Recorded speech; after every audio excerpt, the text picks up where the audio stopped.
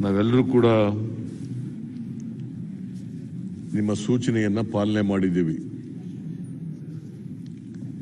ಇಲ್ಲಿ ಬಂದಿರತಕ್ಕಂಥ ಎಲ್ಲ ಶಾಸಕರು ಕೂಡ ಪಾಸಿಟಿವ್ ಇಲ್ಲದೆ ಇರತಕ್ಕಂಥವ್ರು.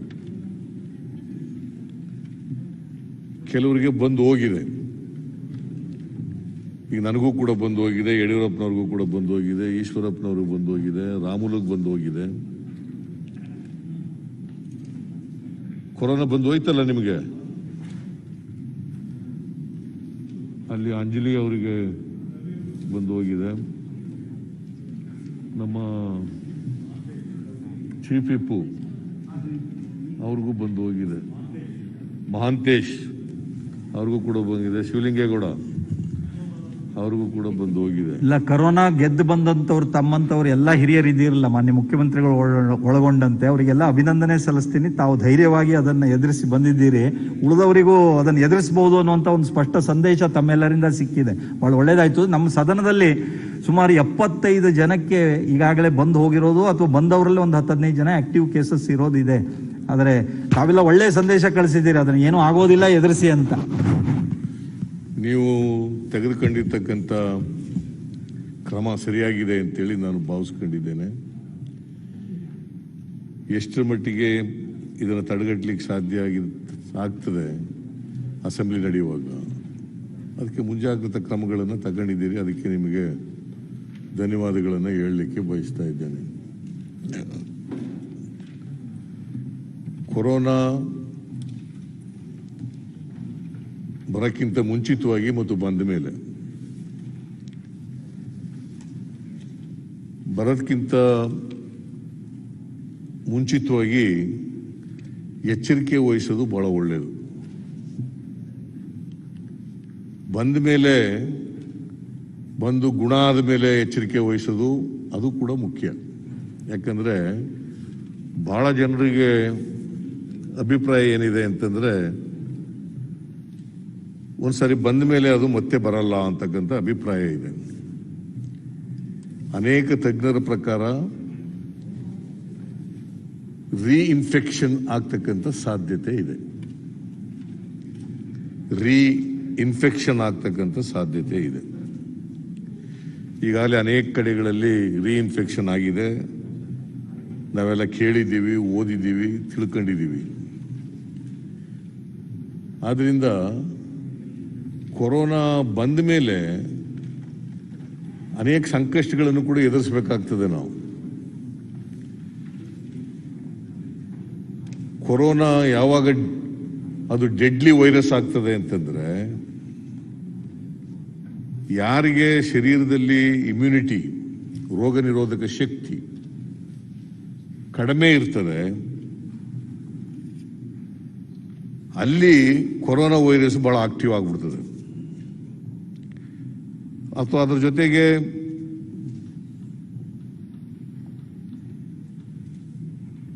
ಕೋಮಾರ್ಬಿಡ್, ಯಾರಿಗೆ ಸಕ್ಕರೆ ಕಾಯಿಲೆ ಇರ್ತದೆ, ಯಾರಿಗೆ ಹೃದಯದ ಕಾಯಿಲೆ ಇರ್ತದೆ, ಯಾರಿಗೆ ಕಿಡ್ನಿ ಕಾಯಿಲೆ ಇರ್ತದೆ, ಯಾರಿಗೆ ಉಸಿರಾಟದ ತೊಂದರೆ ಇರ್ತದೆ, ಇವ್ರಿಗೆ ಹೆಚ್ಚು ಕೆಟ್ಟದಾಗ್ತದೆ ಅದು. ಮತ್ತೆ ವಿಳಂಬ ಮಾಡಿದ್ರೆ ಆಸ್ಪತ್ರೆಗೆ ಹೋಗೋದು, ಕೇರ್ಲೆಸ್ನಿಂದ ಇರೋದು, ಜ್ವರ ಬಂದಿದೆ ಏನಾಗಲ್ಲ, ನೆಗಡಿ ಬಂದಿದೆ ಏನಾಗಲ್ಲ, ಕೆಮ್ಮು ಬಂದಿದೆ ಏನಾಗಲ್ಲ ಅಂತ ಕೇರ್ಲೆಸ್ ಆಗಿರೋದಿದೆಯಲ್ಲ, ಅದು ಕೂಡ ಅಪಾಯ. ನೀವು ಮಾತಾಡ್ತಿರೋದು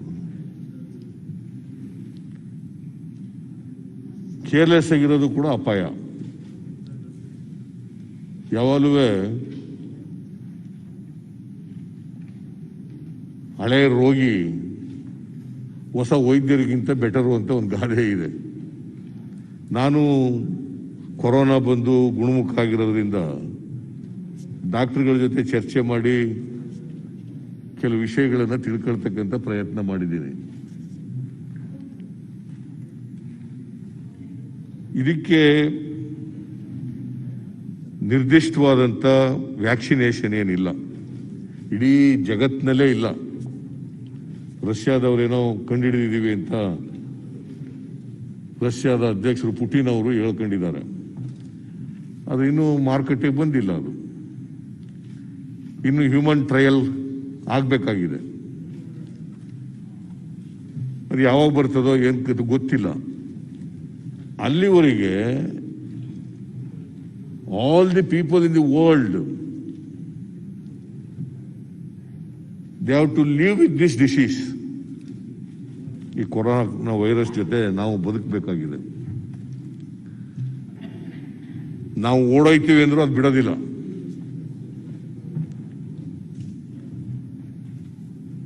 ಅದರಲ್ಲೂ ಜನಸಂಪರ್ಕ ಇರ್ತಕ್ಕಂಥವ್ರು, ಸಾರ್ವಜನಿಕರ ಸಂಪರ್ಕ ಇರ್ತಕ್ಕಂಥವ್ರು ಹೆಚ್ಚು ಹೆಚ್ಚು ತುತ್ತಾಗ್ತಾ ಇದ್ದಾರೆ. ನಮ್ಮ ಅನೇಕ ಜನ ಶಾಸಕರುಗಳು ಕೊರೋನಾ ವೈರಸ್ ಬಂದು ಅದರಿಂದ ಗುಣಮುಖರಾಗಿದ್ದಾರೆ.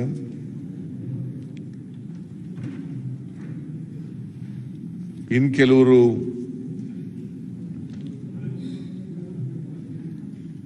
ಇನ್ನು ಆಸ್ಪತ್ರೆಗಳಲ್ಲಿದ್ದಾರೆ, ಕೆಲವರು ಕ್ವಾರಂಟೈನ್ನಲ್ಲಿದ್ದಾರೆ. ಪಾಪ ಗಸ್ತಿ ಅಂತಕ್ಕಂಥವ್ರು ರಾಜ್ಯಸಭಾ ಸದಸ್ಯರಾಗಿದ್ದರು. ಅವರು ರಾಜ್ಯಸಭೆಗೆ ಹೆಜ್ಜೆ ಇಡೋದಕ್ಕಿಂತ ಮುಂಚಿತವಾಗೇನೆ ಪಾಪ ಪ್ರಾಣ ಕಳ್ಕೊಂಡಿದ್ದಾರೆ. ನಾವು ನಿನ್ನೆ ಅವರ ಆತ್ಮಕ್ಕೆ ಶಾಂತಿ ಸಿಗಲಿ ಅಂತೇಳಿ ನಾವು ನಮ್ಮ ಗೌರವವನ್ನು, ಸದನದ ಗೌರವವನ್ನು ಅವ್ರಿಗೆ ಅರ್ಪಿಸಿದ್ದೀವಿ. ನಮ್ಮ ನಾರಾಯಣರಾವ್ ಬಸವ ಕಲ್ಯಾಣದ MLA ಮಣಿಪಾಲ್ನಲ್ಲಿ ಇನ್ನೂ ಕೂಡ ಈ ರೋಗದ ವಿರುದ್ಧ ಹೋರಾಟ ಮಾಡ್ತಾ ಇದ್ದಾರೆ. ICUನಲ್ಲಿದ್ದಾರೆ. ICU ಸ್ವಲ್ಪ ಇಂಪ್ರೂವ್ಮೆಂಟ್ ಆಗಿದೆ ಈಗ.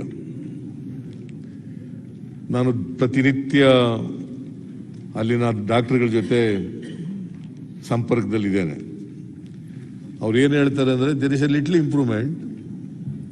ಇನ್ನೂ ಸ್ವತಂತ್ರವಾಗಿ ಉಸಿರಾಟ ಮಾಡೋಕ್ಕಾಗಲ್ಲ, ಬಿಕಾಸ್ ಲಂಗ್ಸ್ ಮಸಲ್ಲು ವೀಕ್ ಆಗಿಬಿಟ್ಟಿದೆ. ಅವರು ಅನ್ಲೆಸ್ ಈ comes out from the ICU ನಾವು ಏನು ಹೇಳಕ್ಕಾಗಲ್ಲ ಅಂತ ಹೇಳ್ತಾ ಇದ್ದಾರೆ. ನಾನು ದೇವರಲ್ಲಿ ಪ್ರಾರ್ಥನೆ ಮಾಡ್ತೇನೆ, ಅವ್ರು ಬೇಗನೆ ಗುಣಮುಖರಾಗಲಿ ಅಂತೇಳಿ ಪ್ರಾರ್ಥನೆಯನ್ನು ಮಾಡ್ತೇನೆ. ಬಹಳ ಜನ ಇನ್ನೂ ಆಸ್ಪತ್ರೆಗಳಲ್ಲಿದ್ದಾರೆ, ಅವರೆಲ್ಲರೂ ಕೂಡ ಗುಣಮುಖರಾಗಿ ಬರಲಿ ಅಂತೇಳಿ ನಾನು ಆಶಿಸ್ತೇನೆ. ಹಂಗೇನೆ ಬರೀ ಶಾಸಕರೇ ಅಲ್ಲ, ಬೇರೆ ಬೇರೆ ಜನರು, ಸಾಮಾನ್ಯ ಜನ, ಅವರೆಲ್ಲರೂ ಕೂಡ ಬಹಳ ಜನರಿಗೆ ಈ ರೋಗ ತಗುಲಿರೋದ್ರಿಂದ ಅವರೆಲ್ಲರೂ ಕೂಡ ಗುಣಮುಖರಾಗಲಿ ಅಂತೇಳಿ ನಾನು ಪ್ರಾರ್ಥನೆಯನ್ನು ಮಾಡ್ತೇನೆ. ಇದು ರೋಗ ಬಂದ ಮೇಲೆ ಒಂದು ರೀತಿ ಮಾನಸಿಕವಾಗಿ ಕುಗ್ಗಿಬಿಡ್ತಾರೆ. ಯಾಕಂದ್ರೆ ರೋಗ ಬಂದಮೇಲೆ ಒಬ್ಬರೇ ಇರಬೇಕು. ಆ ಡಾಕ್ಟ್ರು ಒಂದ್ಸಾರಿ, ದಿನಕ್ಕೊಂದ್ಸಾರಿ ಬರ್ತಾರೆ, ಅವ್ರು ಏನೋ ಹೇಳ್ಬಿಟ್ಟು ಹೋಯ್ತಾರೆ. ಮನೆಯವ್ರು ಯಾರು ಬರಾಗಿಲ್ಲ, ಸ್ವಂತ ಹೆಂಡತಿ ಮಕ್ಕಳುಗಳು ಕೂಡ ಬರಾಗಿಲ್ಲ, ಸಂಬಂಧಿಕರು ಬರಾಗಿಲ್ಲ, ಸ್ನೇಹಿತರು ಬರಾಗಿಲ್ಲ, ಹಿತೈಷಿಗಳು ಬರಾಗಿಲ್ಲ. ಹಾಗಾಗಿ ಒಂದು ರೀತಿ ಲೋನ್ಲಿನೆಸ್ ಶುರು ಆಗ್ಬಿಡ್ತದೆ. ಸೊ ಇದು ಅಪಾಯ. ಆದ್ರಿಂದ ಇಂಥ ಲೋನ್ಲಿನೆಸ್ ಅನ್ನ ಎದುರಿಸ್ತಕ್ಕಂಥ ಶಕ್ತಿ ಇರಬೇಕಾಗ್ತದೆ, ಧೈರ್ಯ ಇರಬೇಕಾಗ್ತದೆ, ಮತ್ತೆ ವಿಲ್ ಪವರ್ ಇರಬೇಕಾಗ್ತದೆ. ಆ ವಿಲ್ ಪವರು ಇವೆಲ್ಲ ಇದ್ರೆ ಖಂಡಿತ ಇದು ಗುಣ ಆಗ್ತದೆ ಅಂತೇಳಿ ನಾನು ಭಾವಿಸ್ಕೊಂಡಿದ್ದೇನೆ. ಮತ್ತೆ ಕೂಡಲೇ ಆಸ್ಪತ್ರೆಗೆ ಹೋಗಿ, ಆಸ್ಪತ್ರೆ ಡಾಕ್ಟರ್ ಹೇಳಿದ ರೀತಿಯಲ್ಲಿ ಚಿಕಿತ್ಸೆ ಅಂದ್ರೆ ಮಾಮೂಲಿ ವೈರಸ್ ರೋಗಗಳಿಗೆ ಇರ್ತಕ್ಕಂಥ ಚಿಕಿತ್ಸೆಯನ್ನು ಕೊಡ್ತಾರೆ. ಕೆಲವು ಟ್ಯಾಬ್ಲೆಟ್ಗಳನ್ನು ಕೊಡ್ತಾರೆ, ಇಮ್ಯುನಿಟಿ ಡೆವಲಪ್ ಆಗಲಿಕ್ಕೆ ಕೆಲವು ಟ್ಯಾಬ್ಲೆಟ್ಗಳನ್ನು ಕೊಡ್ತಾರೆ, ಆಂಟಿವೈರಸ್ ಇಂಜೆಕ್ಷನ್ ಕೊಡ್ತಾರೆ. ಈ ಥರದ್ದೇ ಟ್ರೀಟ್ಮೆಂಟ್ಗಳು ಇರ್ತಕ್ಕಂಥದ್ದು. ಅದರ ನಿರ್ದಿಷ್ಟವಾದಂಥ ವ್ಯಾಕ್ಸಿನೇಷನ್ನು ಇವತ್ತಿನವರೆಗೆ ಬಂದಿಲ್ಲ. ಡಿಸೆಂಬರ್ನಲ್ಲಿ ಪ್ರಾರಂಭ ಆಯಿತು ಈ ದೇಶದಲ್ಲಿ, ಜಗತ್ತಿನಲ್ಲಿ, ಚೈನಾದಲ್ಲಿ. ಜಗತ್ತಿನ 196 ರಾಷ್ಟ್ರಗಳಲ್ಲೂ ಕೂಡ ಕೊರೋನಾ ಹರಡ್ಕೊಂಡಿದೆ. ನಮ್ಮ ದೇಶಕ್ಕೆ ಇದು ಕಾಲಿಟ್ಟದ್ದು ಕೇರಳ ರಾಜ್ಯದ ಮೂಲಕ. ಕೇರಳದಲ್ಲಿ ಜನವರಿ 30, 2019 ಮೊದಲನೇ ಪ್ರಕರಣ ಪತ್ತೆಯಾಯಿತು. ಜನವರಿ 30, 2019. ಕರ್ನಾಟಕದಲ್ಲಿ ಮಾರ್ಚ್ 9, 2020 ನಾವು ಅಸೆಂಬ್ಲಿ ನಡೀತಾ ಇತ್ತು. ಗುಲ್ಬರ್ಗಾದಲ್ಲಿ ಒಬ್ಬರು ಸತ್ತರು ಕೊರೋನಾದಿಂದ.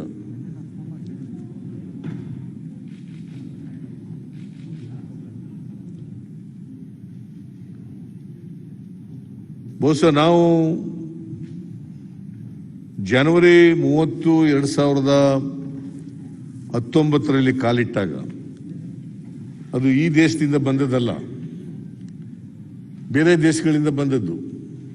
ಯಾರು ವಿದೇಶಗಳಿಂದ ಬಂದರು, ಯಾವ ದೇಶದಲ್ಲಿ ರೋಗ ಇತ್ತು ಆ ರೋಗ ಮೂಲಕ ಅವರು ವೈರಸ್ ಅನ್ನ ನಮ್ಮ ದೇಶಕ್ಕೆ ತಗೊಂಡ್ಬಿಟ್ಬಿಟ್ರು. ಇದು ಆಗ್ಲೇ ನಾವು ಎಚ್ಚರಿಕೆ ವಹಿಸಬೇಕಾಗಿತ್ತು ಅಂತಕ್ಕಂಥದ್ದು ನನ್ನ ಸ್ಪಷ್ಟವಾದಂಥ ಅಭಿಪ್ರಾಯ. ನಾವು ವಿಳಂಬ ಮಾಡೋದು. ವಿದೇಶದಿಂದ ಬರ್ತಕ್ಕಂಥ ವಿಮಾನಗಳನ್ನ ನಿಲ್ಲಿಸ್ತಕ್ಕಂಥ ಕೆಲಸ ಮಾಡಬೇಕಾಗಿತ್ತು. ಬೇರೆ ದೇಶದ ಜೊತೆ ಮಾತನಾಡಿ ಬೇರೆ ದೇಶದಿಂದ ವಿಮಾನಗಳು ಬರೋದು, ನಮ್ಮ ದೇಶದಿಂದ ಬೇರೆ ದೇಶಗಳಿಗೆ ವಿಮಾನ ಹೋಗೋದು, ಅದನ್ನ ನಿಲ್ಲಿಸ್ತಕ್ಕಂಥ ಪ್ರಯತ್ನವನ್ನು ಮಾಡಬೇಕಾಗಿತ್ತು. ಅದನ್ನು ಮಾಡಲಿಲ್ಲ.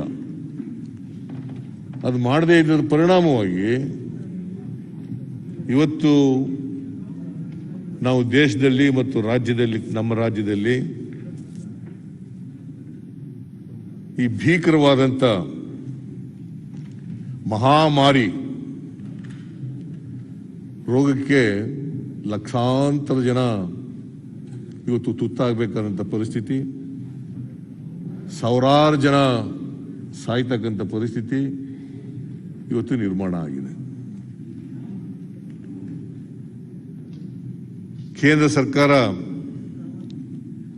ಮುಂಜಾಗ್ರತಾ ಕ್ರಮಗಳನ್ನು ತಗೊಂಡಿದ್ರೆ ಫೆಬ್ರವರಿ ತಿಂಗಳಲ್ಲಿ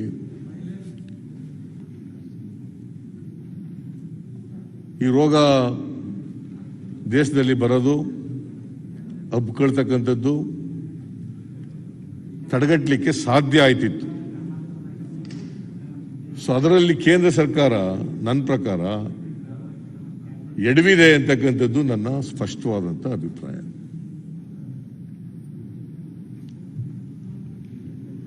ನೋಡಿ, ನಾವು ಮಾರ್ಚ್ 9 ಅಸೆಂಬ್ಲಿ ನಡೀತಾ ಇತ್ತು. ಮಾರ್ಚ್ 23 ಅಸೆಂಬ್ಲಿ ಅಡ್ಜರ್ನ್ ಆಯಿತು. ಮಾರ್ಚ್ 24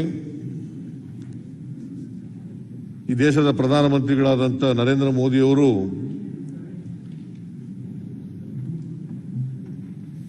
ಎಂಥದ್ದು ಲಾಕ್ಡೌನ್ ಅನ್ನು ಘೋಷಣೆ ಮಾಡಿದ್ರು.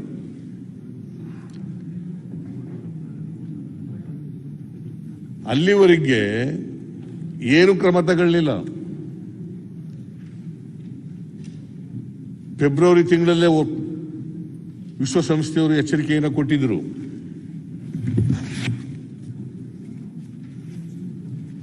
ಅಲ್ಲ, ಮಾರ್ಚ್ 11ನೇ ತಾರೀಕೆ ವಿಶ್ವಸಂಸ್ಥೆಯವರು ಹೇಳಿದ್ರು, ಕೋವಿಡ್-19 ಇದು ಒಂದು ಸಾಂಕ್ರಾಮಿಕ ರೋಗ, ಎಲ್ಲರೂ ಎಚ್ಚರಿಕೆಯನ್ನು ವಹಿಸಬೇಕು ಅಂತಕ್ಕಂಥ ಎಚ್ಚರಿಕೆಯ ಸೂಚನೆಯನ್ನು ವಿಶ್ವಸಂಸ್ಥೆಯವರು ಮಾರ್ಚ್ 11ರಂದೇ ಕೊಟ್ಟಿದ್ರು.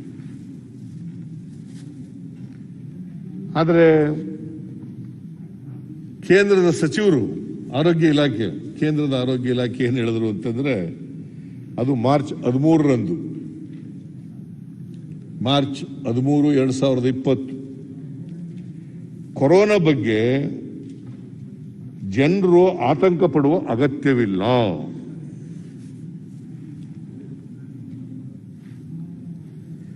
ಕೊರೋನಾ ತುರ್ತು ನಿಗಾ ವಹಿಸಬೇಕಾದಂತ ಸಂಗತಿ ಅಲ್ಲ. ಇದು ಆರೋಗ್ಯ ಇಲಾಖೆ ಕೇಂದ್ರದವರು ಹೇಳದಂತ ಮಾತು.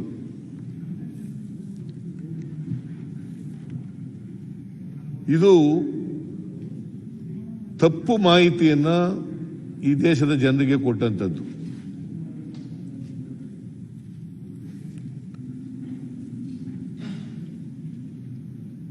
ಅದಾದ್ಮೇಲೆ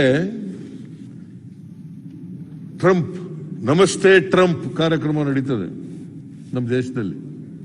ನಮಸ್ತೆ ಟ್ರಂಪ್ ಅದ್ಯಾವಾಗ ನಡೀತು? ಫೆಬ್ರವರಿ 24, 25.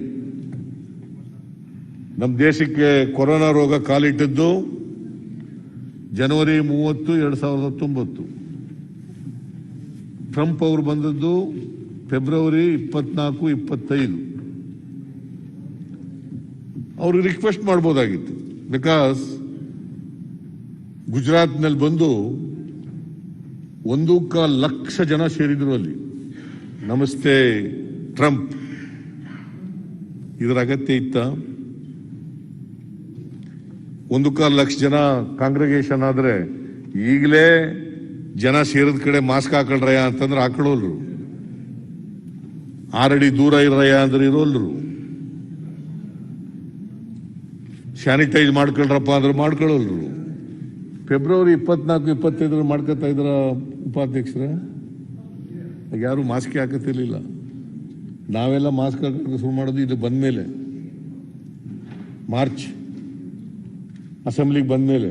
ಅದು 9ನೇ ತಾರೀಕು ಅಲ್ಲಿ ಕೋವಿಡ್ ಗುಲ್ಬರ್ಗದಲ್ಲಿ ಕಾಣಿಸ್ಕತ್ತಲ್ಲ, ಮಾರ್ಚ್ 9. ಅದಾದ್ಮೇಲೆ ಶುರು ಮಾಡಿದ್ವು ನಾವು.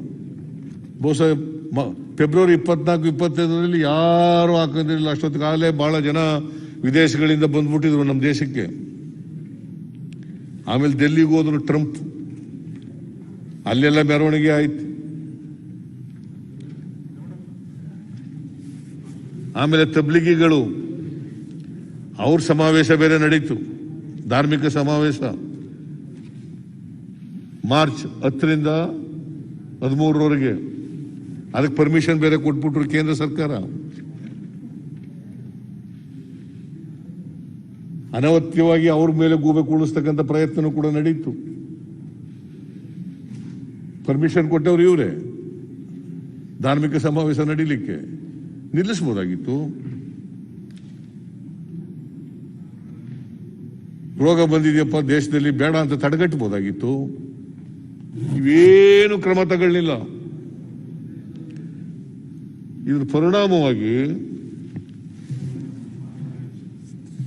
ದೇಶದಲ್ಲಿ ಮತ್ತು ಇವತ್ತು ರಾಜ್ಯದಲ್ಲಿ ಬಹಳ ವೇಗವಾಗಿ ಹರಡ್ತಾ ಇದೆ ಈ ರೋಗ.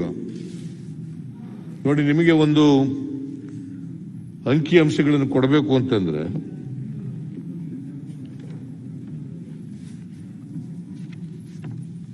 ಭಾರತ ದೇಶದಲ್ಲಿ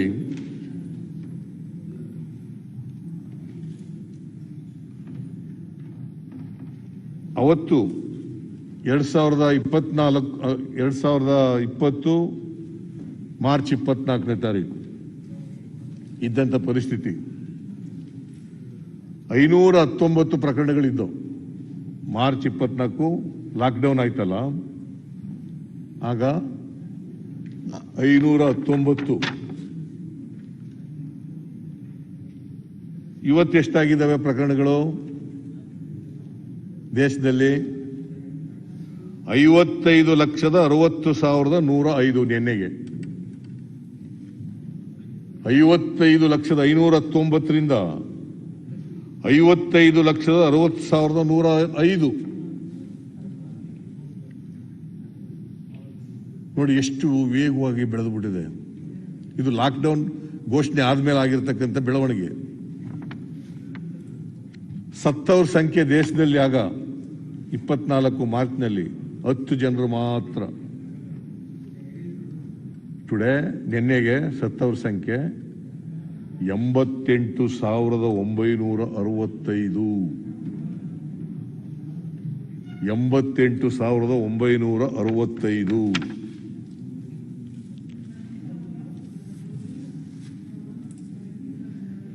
ಇವತ್ತು ದೇಶದಲ್ಲಿ ಅಮೆರಿಕ ಬಿಟ್ಟರೆ ಭಾರತನೇ 2ನೇ ಸ್ಥಾನ. ಅಮೆರಿಕ 70 ಲಕ್ಷ ಇದೆ, ನಮ್ಮಲ್ಲಿ 55,60,000 ಇದೆ. ಬಹುಶಃ ನನಗೆ ಭಯ ಆಗ್ತಾ ಇದೆ, ಇಂಡಿಯಾ ವಿಲ್ ಓವರ್ಟೇಕ್ ಅಮೆರಿಕ.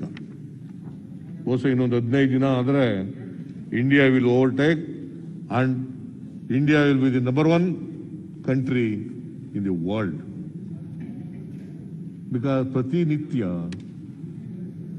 90,000ಕ್ಕೂ ಹೆಚ್ಚು ಪ್ರಕರಣಗಳು, ಸೋಂಕಿತರ ಸಂಖ್ಯೆ ಪತ್ತೆ ಆಗ್ತಾ ಇದ್ದಾವೆ. ಸೊ ನಮಗೂ ಅವ್ರಿಗೂ ಇರ್ತಕ್ಕಂಥ ವ್ಯತ್ಯಾಸ 15 ಲಕ್ಷ ಅಷ್ಟೇ. ಸೊ 15-20 ದಿನಗಳಲ್ಲಿ ನಾವು ಅಮೆರಿಕಾನು ಕೂಡ ಮೀರಿಸಿ ಮುಂದೆ ಹೋಗ್ಬಿಡ್ತೀವಿ ಅಂತಕ್ಕಂಥ ಭಯ ನನಗಿದೆ. ಇದು ಕೋವಿಡ್-19 ಲಾಕ್ಡೌನ್ ಆದ ದಿನದಿಂದ ಇವತ್ತಿನವರೆಗೆ ನಡೆದಿರ್ತಕ್ಕಂಥ ಬೆಳವಣಿಗೆ. ಲಾಕ್ಡೌನ್ ಆದಾಗ ನರೇಂದ್ರ ಮೋದಿ ಅವರು ಒಂದು ಮಾತು ಹೇಳಿದ್ರು. ಅದೇನಪ್ಪಾ ಅಂತಂದ್ರೆ, ಮಹಾಭಾರತದ ಯುದ್ಧ 18 ದಿನಗಳ ತಗತ್ತು, ಪಾಂಡವ ಕೌರವರ ಯುದ್ಧ 18 ದಿನಗಳು, 18 ದಿನ ಆದ್ಮೇಲೆ ಸಮಾಪ್ತಿ ಆಯಿತು. 18 ದಿನದ ಮೇಲೆ ಪಾಂಡವರು ಗೆದ್ದರು, ಕೌರವರು ಸೋತರು. ಆದರೆ ನಮ್ಮ ದೇಶದಲ್ಲಿ ಕೋವಿಡ್ ವಿರುದ್ಧ ನಾವು ಸಾರಿರ್ತಕ್ಕಂಥ ಯುದ್ಧ 21 ದಿನಗಳಲ್ಲಿ ನಾವು ವಿಜಯವನ್ನ ಸಾಧಿಸ್ತೇವೆ.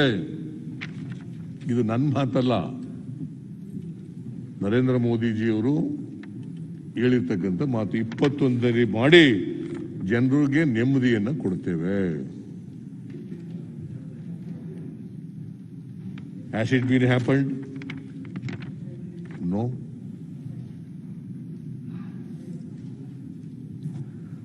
ಏನು ಪಾಪ ನರೇಂದ್ರ ಮೋದಿಯವರು ಚಪ್ಪಾಳೆ ತಟ್ಟಿಸಿದ್ರು, ಜಾಗಟೆ ಬಾರಿಸಿದ್ರು, ದೀಪ ಹಚ್ಚಿದ್ರು, ಏನೂ ಆಗಲಿಲ್ಲ. ಜಗತ್ತಿನ ಬೇರೆ ದೇಶಗಳಲ್ಲಿ ಅದು ಚಪ್ಪಾಳೆನೂ ತಟ್ಟಲಿಲ್ಲ, ದೀಪನೂ ಹಚ್ಚಲಿಲ್ಲ, ಗಂಟೆನೂ ಬಾರಿಸ್ಲಿಲ್ಲ, ಜಾಗಟೆನೂ ಬಾರಿಸ್ಲಿಲ್ಲ. ಆದರೆ ನಾವು 13-14ನೇ ಸ್ಥಾನದಲ್ಲಿ ಇದ್ದೋ, ಇವತ್ತು 2ನೇ ಸ್ಥಾನಕ್ಕೆ ಹೋಗಿದ್ದೀವಿ.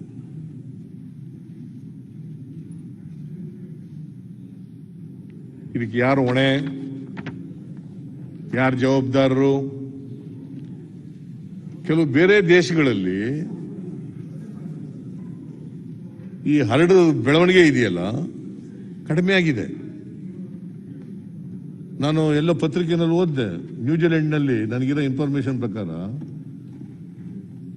ಅಲ್ಲಿ ಹೊಸ ರೋಗಿಗಳೇ ಗೊತ್ತಾಯ್ತಾ ಇಲ್ಲ, ಮೈನಸ್ ಗ್ರೋತ್ ಅಲ್ಲಿ. ದಕ್ಷಿಣ ಕೊರಿಯಾದಲ್ಲಿ.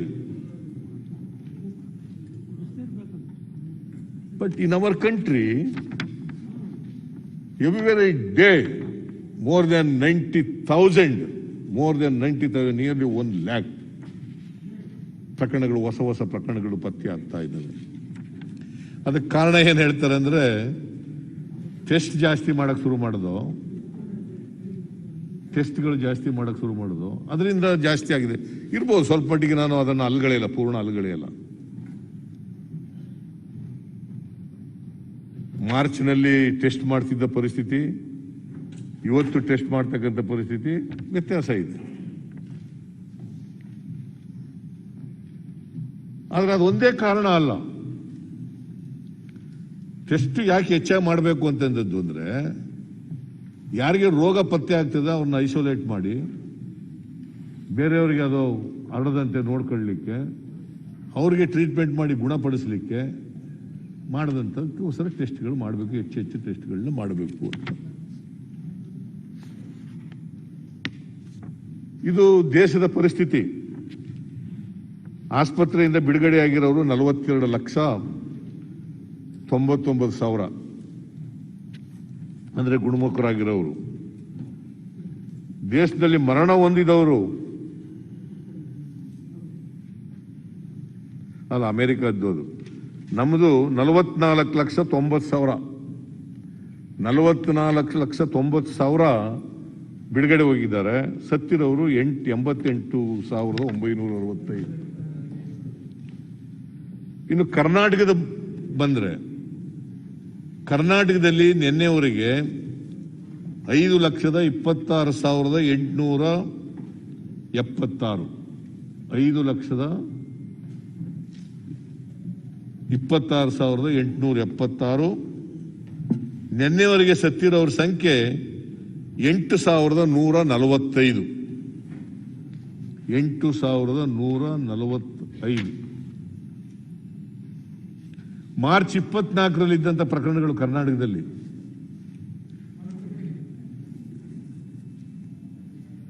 ಮಾರ್ಚ್ 9 ಒಬ್ಬರು ಸತ್ತಿದ್ರು. ಮಾರ್ಚ್ 24 ಪ್ರಕರಣಗಳು 37, ಮರಣ 1. ಇವತ್ತು 37ರಿಂದ ಮಾರ್ಚ್ 24ರಿಂದ ಇವತ್ತಿನವರೆಗೆ 37ರಿಂದ 5,26,876 ಸಾವಿನ ಸಂಖ್ಯೆ 1ರಿಂದ 8,145. 8,145. ಬೆಂಗಳೂರಿನಲ್ಲಿ 1,10,00,000 ಜಾಸ್ತಿ ಜನ ಇದ್ದಾರೆ. ಬೆಂಗಳೂರಿನಲ್ಲಿ ವಲಸೆ ಕಾರ್ಮಿಕರೆಲ್ಲ ಇದ್ದಾರೆ. ದಿನ ಬಂದು ಹೋಗೋರೆಲ್ಲ, ಫ್ಲೋಟಿಂಗ್ ಪಾಪ್ಯುಲೇಷನ್ ಎಲ್ಲ ಇದೆ. ಅಲ್ಲಿ ಎಷ್ಟಾಗಿದೆ ಅಂತಂದ್ರೆ ಸೆಪ್ಟೆಂಬರ್ 22ಕ್ಕೆ 1,97,646. 5 ಲಕ್ಷ ಚಿಲ್ಡ್ರನ್ನಲ್ಲಿ 1,97,646. ಆಸ್ಪತ್ರೆಯಿಂದ ಬಿಡುಗಡೆಯಾಗಿರೋರು 1,56,824. ಸತ್ತವರು 2,689. ಮತ್ತೆ ಸಾವಿನ 100ಕ್ಕೆ 1000 ಸಂಖ್ಯೆ ಜಾಸ್ತಿ ಆಗ್ತಾ ಹೋಗ್ತಾ ಇದೆ. 272. 100 ಜನ ಕೋವಿಡ್ ಬಂದ್ರೆ ಅದರಲ್ಲಿ 1,00,000 ಜನ ಬಂದ್ರೆ, ಕೋವಿಡ್ ಬಂದ್ರೆ 272 ಜನ ಸಾಯ್ತಾ ಇದ್ದಾರೆ. ಸರ್, ಒಂದೇ ಒಂದು ಕರೆಕ್ಷನ್. ಸಾವಿನ ಪ್ರಮಾಣ ಕಡಿಮೆ ಆಗ್ತಾ ಹೋಗ್ತಾ ಇದೆ ಸರ್. ನಮ್ದು 7ನೇ ಸ್ಥಾನ. ಹೌದು ಸರ್, 9ನೇ ಸ್ಥಾನ. ದೇಶದಲ್ಲಿ Karnataka 7th place as far as the mortality rate is concerned. Am I correct? Sir, Bengaluru 1.36%, ಇಡೀ ಕರ್ನಾಟಕ 1.54%. ಎಲ್ಲ ಅಂಕಿ ಸಂಖ್ಯೆಗಳು ಕರೆಕ್ಟ್ ಆಗಿ ಹೇಳಿದ್ರಿ ಸರ್. ನೀ ಹೇಳದನ್ನೇ ಒಪ್ಕೋತೀನಿ. But compare to other states, Karnataka stands in the 7th place. ದೊಡ್ಡ ರಾಜ್ಯಗಳಲ್ಲಿ ಸರ್. ಆಮೇಲೆ that allegation is also there. ಇಲ್ಲ.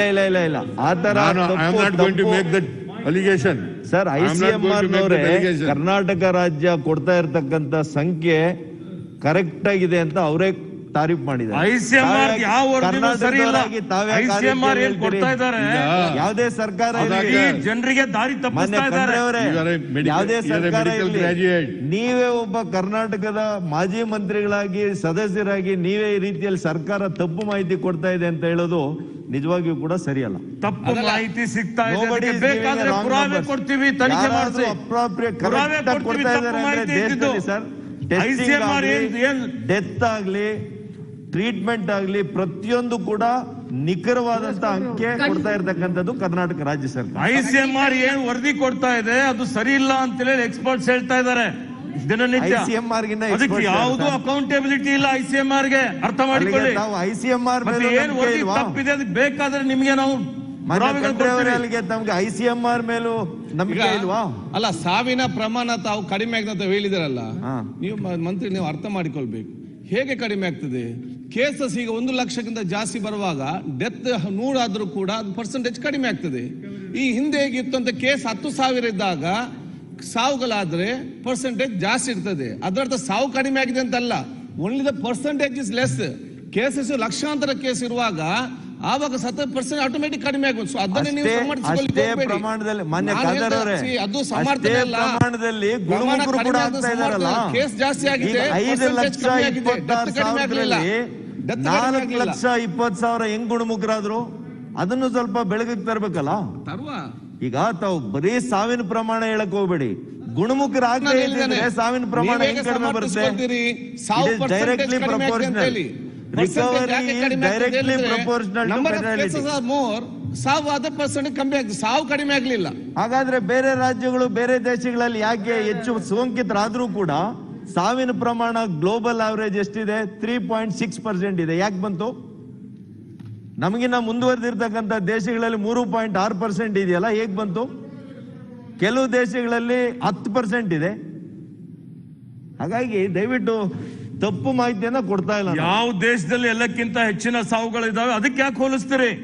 ಸುತ್ತಮುತ್ತ ಇದ್ದಂತ ಪಾಕಿಸ್ತಾನ, ಬಾಂಗ್ಲಾದೇಶದಲ್ಲಿ ನಮ್ಗಿಂತ ಸಾವುಗಳ ಸಂಖ್ಯೆ ಕಡಿಮೆ ಇದೆ, ನಮ್ಮ ಗುರಿ ಮಾನ್ಯ ಸಂಖ್ಯೆ ಕಡಿಮೆ ಇದೆ. ಯಾವ್ದೆಲ್ಲಕ್ಕಿಂತ ವರ್ಸ್ಟ್ ಇದೆ ಅವ್ರಿಗೆ ಹೋಲಿಸ್ತೀರಾ? ಸರಿ, ಸಮರ್ಥನೆ ಮಾಡ್ಕೊಳ್ತೀರಾ? ನಮ್ಮ ಸರ್ಕಾರದ ಗುರಿ ಏನಿದೆ, ಇದನ್ನು ನಿರ್ವಹಣೆ ಮಾಡ್ಲಿಕ್ಕೆ ಸಾವಿನ ಪ್ರಮಾಣವನ್ನ 1% ಗಿನ್ನ ಕಡಿಮೆ ತರುವಂತದ್ದೇ ನಮ್ ಗುರಿ ಆಗಿದೆ. ಅದು ಕಡಿಮೆ ಮಾಡ್ಲಿಕ್ಕೆ ಏನ್ ಮಾಡ್ತಾ ಇದ್ದೀರಿ ಅನ್ನುವಂಥದ್ದು ಉತ್ತರದಲ್ಲಿ ಹೇಳಿ. ಅದನ್ನ ಹೇಳ್ತೀವಿ. ಈಗ ಸಮರ್ಥನೆ ಮಾಡ್ಕೊಳ್ಳೋ ಅವಶ್ಯಕತೆ ಇಲ್ಲ. ಆಯ್ತಲ್ಲ. ಆಮೇಲೆ ತಪ್ಪು ಮಾಹಿತಿ ಕೊಟ್ರೆ ಸುಧಾಕರ್ ಆಮೇಲೆ ಹೇಳಿ, ಒಂದ್ ಆಡ್ ಮಾಡಿ ಅಂದೆ. ಸಾವಿನ ಪ್ರಮಾಣ ಒಂದ್ ಹೇಳಿ ಅಂತಂದೆ ಅಷ್ಟೇ. ನನಗೆ ಇರೋ ಇನ್ಫಾರ್ಮೇಶನ್ ಇಲ್ಲ, ತಮ್ದು ನಿಖರವಾಗಿ ಕೊಟ್ಟಿದ್ದೀರಿ ಸರ್. ಸಾವಿನ ಪ್ರಮಾಣ ಒಂದೇ ಒಂದು ಬಿಟ್ಬಿಟ್ಟಿದ್ರಿ, ಅದು ಒಂದು ಹೇಳ್ಬಿಡಿ ಅಂತ ಹೇಳಿದೆ ಅಷ್ಟೇ. ಈಗ ನೀವೇನು ಇಲ್ಲಿ ಉತ್ತರ ಕೊಟ್ಟಿಲ್ಲ, ನನಗೇನು ಉತ್ತರ ಕೊಟ್ಟಿಲ್ಲ. ನಾವು ಕಲೆಕ್ಟ್ ಮಾಡ್ಕೊಂಡಿರ್ತಕ್ಕಂಥ ಇನ್ಫಾರ್ಮೇಶನ್ ಆಧಾರದ ಮೇಲೆ ಇದೆಲ್ಲ ಟ್ರಾನ್ಸ್ಪರೆಂಟ್ ಸರ್. ಇದು ಯಾರು ಬೇಕಾದ್ರೂ ತಗೋಬಹುದು sir. While you are replying sir, please tell all these sir, ಒಂದು ನಿಮಿಷ ಸರ್, ಒಂದು ನಿಮಿಷ. ಸನ್ಮಾನ್ಯ ಡಾಕ್ಟರ್ ಸುಧಾಕರ್ ಅವರು ಇಲ್ಲಿ ಅಸೆಂಬ್ಲಿ ನಡೀತಾ ಇರುವಾಗ ಮಾರ್ಚಲ್ಲಿ, ಅವತ್ತು ನಮ್ಮ ಹೆಲ್ತ್ ಮಿನಿಸ್ಟ್ರು ಪಾಪ ಅವ್ರದ್ದು ಮಗಳ ಮದುವೆ ಅಂದ್ಬಿಟ್ಟು ಬಿಸಿ ಆಗಿದ್ರೆ, ನೀವು ಕಂಪ್ಲೀಟ್ ಇನ್ಚಾರ್ಜಲ್ಲಿದ್ದೀರ, ನೀವು ಏರ್ಪೋರ್ಟಿಗೆ ಹೋಗಿದ್ದೀರ. ನಮಗೆಲ್ಲ ಸಂತೋಷ ಆಯಿತು. ನಮ್ಮ ಹೆಲ್ತ್ ಮಿನಿಸ್ಟ್ರು, ಎಜುಕೇಷನ್ ಮಿನಿಸ್ಟ್ರು ಹೋಗಿದ್ದಾರೆ. ಅದನ್ನು ತಡೆಗಟ್ಟಲಿಕ್ಕೆ ಇರೋದೆಲ್ಲ ಕ್ರಮ ತಗೊಂಡಿದ್ದು ಅಂತ ಹೇಳಿದರು. ಆವತ್ತೇ ನಾವು ನಿಜವಾಗಿ ಕ್ರಮ ತಗೊಂಡಿದ್ರೆ, ಈ ಫಾರಿನಿಂದ ಅವ್ರನ್ನೆಲ್ಲ ಟೆಸ್ಟ್ ಮಾಡಿಸಿದ್ರೆ ಈ ಥರ ಆಗ್ತಾ ಇರಲಿಲ್ಲ. ನಮ್ಮ ಏರ್ಪೋರ್ಟ್ಗಳಲ್ಲಿ ನೀವು ಅದನ್ನು ಹೋಗಿದ್ದೀರ, ಹೋದ ಮೇಲೆ ಸಮೇತ ಕ್ರಮ ತೆಗೆಯಲಿಕ್ಕೆ ತಾವು ವಿಫಲರಾಗಿದ್ದೀರ. ಇಲ್ಲ, ಈಗ ನಾವು ಹೋಗಿದ ಕೂಡಲ ಇಡೀ ದೇಶದಲ್ಲಿ ಗವರ್ಮೆಂಟ್ ಆಫ್ ಇಂಡಿಯಾ ಕೊಡೋದಕ್ಕಿಂತ ಮುಂಚೆ ಆದೇಶ ಕರ್ನಾಟಕ ರಾಜ್ಯನೇ ಮೊದಲು ಸರ್. ಇಡೀ ದೇಶದಲ್ಲಿ ಮೊದಲನೇ ರಾಜ್ಯ ಹೋಗಿ ಟೆಸ್ಟಿಂಗ್ ಅನ್ನ ಮಾಡಿದ್ದು. ತಾವು ಹೇಳ್ದಂಗೆ ಇಂಟರ್ನ್ಯಾಷನಲ್ ಏರ್ಪೋರ್ಟ್ಸ್ ಅಲ್ಲಿ ಸ್ಕ್ರೀನಿಂಗ್ ಕೂಡ ಮಾಡಿದ್ದು. ಆದರೆ ಎಲ್ಲಿ ನೋಟಿಫಿಕೇಶನ್ ಕೊಟ್ಟಿದ್ರು, ಕೆಲವೇ ದೇಶಗಳ ಬಗ್ಗೆ ನಾವು ಅಲ್ಲಿಂದ ಬರ್ತಕ್ಕಂಥ ಪ್ರಯಾಣಿಕರನ್ನು ಮಾತ್ರ ನಾವು ಸ್ಕ್ರೀನ್ ಮಾಡಿದ್ವಿ. ಎಲ್ಲ ದೇಶಗಳನ್ನ ಮಾಡಲಿಲ್ಲ, ಒಪ್ಕೊಳ್ತೀನಿ ನಾನು. ತಾವು ಹೇಳ್ದಂಗೆ ಎಲ್ಲಾ ದೇಶಗಳನ್ನು ಮಾಡಿದ್ರೆ ಬಹುಶಃ ನೀವ್ ಹೇಳ್ದಂಗೆ ಇನ್ನೂ ಕಂಟ್ರೋಲ್ ಮಾಡ್ಲಿಕ್ಕೆ ಅವಕಾಶ ಇತ್ತು ಅಂತ ಅನ್ಸುತ್ತೆ. ಡಾಕ್ಟರ್, ನೀವು ಆಮೇಲೆ ಉತ್ತರ ಕೊಡಿ. ಕೊಡಿ ಸಿದ್ದರಾಮಯ್ಯ ಸರ್, ಅವ್ರನ್ನ ಟೆಸ್ಟ್ ಮಾಡಿಸ್ಬೇಕಾಗಿದೆ. ಏನು ಮಾಡಿದ್ದಾರೆ ಅಂತ ಹೇಳ್ಬಿಟ್ರೆ, ಇಮಿಗ್ರೇಷನ್ ಆದ್ಮೇಲೆ ಟೆಸ್ಟ್ ಮಾಡ್ಲಿಕ್ಕೆ ಕೊಟ್ಟಾಗ ಅವ್ರನ್ನ ಕಂಟ್ರೋಲ್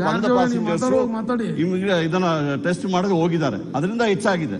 ಜಾರ್ಜ್ ಅವ್ರೆ, ನೀವು ಮಾತಾಡಿ ಸರ್, ಮುಗಿಸಿ ನೀವು. ಓಕೆ, ನಾನು ಸರ್ಕಾರ ಕೊಡ್ತಕ್ಕಂಥ ಅಂಕಿಅಂಶಗಳು ಅವನ್ನೆಲ್ಲ ಡಿಸ್ಪ್ಯೂಟ್ ಮಾಡಕ್ ಹೋಗಲ್ಲ. ನಾನು I am not disputing all those figures, but it is A fact. India is in the second place in the world. It is a fact. As far as the tests are concerned, Karnataka stands in the 7th place. It is a fact. As far as the mortality rate is concerned, Karnataka is in the 7th place. It cannot be disputed. ಸ್ವಲ್ಪ ಹೆಚ್ಚು ಕಡಿಮೆ ಎಷ್ಟು ಜನ ಸತ್ತಿದ್ದಾರೆ ಏನು ಅನ್ನೋದು ಆಮೇಲೆ ಬರೋಣ. 100 ಜನ ಕಡಿಮೆ ಇರುವುದು, 100 ಜನ ಹೆಚ್ಚಾಗಿರ್ಬೋದು, ಆಮೇಲೆ ನೋಡೋಣ. But the facts remain. ನಾವು 7ನೇ ಸ್ಥಾನದಲ್ಲಿದ್ದೀವಿ. 9ನೇ ಸ್ಥಾನದಲ್ಲಿದ್ದು 7ನೇ ಸ್ಥಾನಕ್ಕೆ ಬಂದಿದ್ದೀವಿ. That means to say test ಮಾಡೋದ್ರಲ್ಲೂ ಕೂಡ ನಾವು 7ನೇ ಸ್ಥಾನ,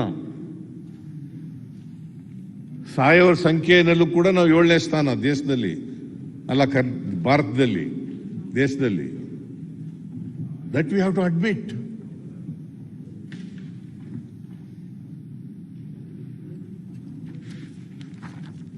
ನಾನು I am not exaggerating. Corona ಒಂದು ಮಹಾಮಾರಿ. ಇದೆಲ್ಲರೂ ಸೇರಿ ಇದನ್ನು ನಿಯಂತ್ರಣ ಮಾಡಬೇಕು. ಸಾರ್ವಜನಿಕರು ಕೂಡ ಇದಕ್ಕೆ ಕೋಆಪರೇಷನ್ ಕೊಡಬೇಕು.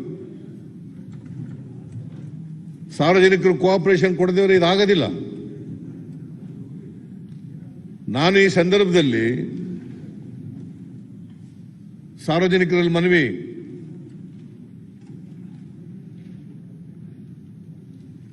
ಇವತ್ತಿನವರೆಗೆ ವ್ಯಾಕ್ಸಿನೇಷನ್ ಬಂದಿಲ್ಲ. ಇದಕ್ಕಿರ್ತಕ್ಕಂಥ ಏಕೈಕ ಮದ್ದು ಏನಪ್ಪಾ ಅಂತಂದ್ರೆ ಕಡ್ಡಾಯವಾಗಿ ಮಾಸ್ಕ್ ಹಾಕೊಳ್ತಕ್ಕಂಥದ್ದು, ಫಿಸಿಕಲ್ ಡಿಸ್ಟೆನ್ಸ್ ಅನ್ನ ಮೇಂಟೈನ್ ಮಾಡ್ತಕ್ಕಂಥದ್ದು, ಸ್ಯಾನಿಟೈಸ್ ಮಾಡ್ಕೊಳ್ತಕ್ಕಂಥದ್ದು.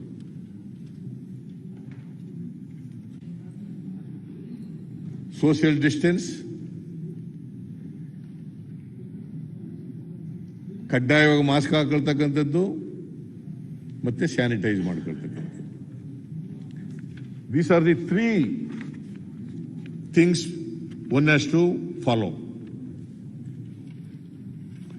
ಇದು ಮಾಡಿದ್ರೆ ಈ ರೋಗದಿಂದ ನಾವು ತಪ್ಪಿಸ್ಕೊಳ್ಳಲಿಕ್ಕೆ ಸಾಧ್ಯ ಆಗ್ತದೆ. ಪಾಪ ಉತ್ತರ ಪ್ರದೇಶದಲ್ಲಿ ಹೆಲ್ತ್ ಮಿನಿಸ್ಟರ್ ಸತ್ತೋಗ್ಬಿಟ್ರು. ಉತ್ತರ ಪ್ರದೇಶದಲ್ಲಿ ತಮಿಳುನಾಡು ಸಿಟಿಂಗ್ MP ಸತ್ತೋಗ್ಬಿಟ್ರು. ಕನ್ಯಾಕುಮಾರಿ ಲೋಕಸಭಾ ಸದಸ್ಯರು, ನಮ್ಮ ಪಾರ್ಟಿಯವರು, ಕಾಂಗ್ರೆಸ್ನವರು.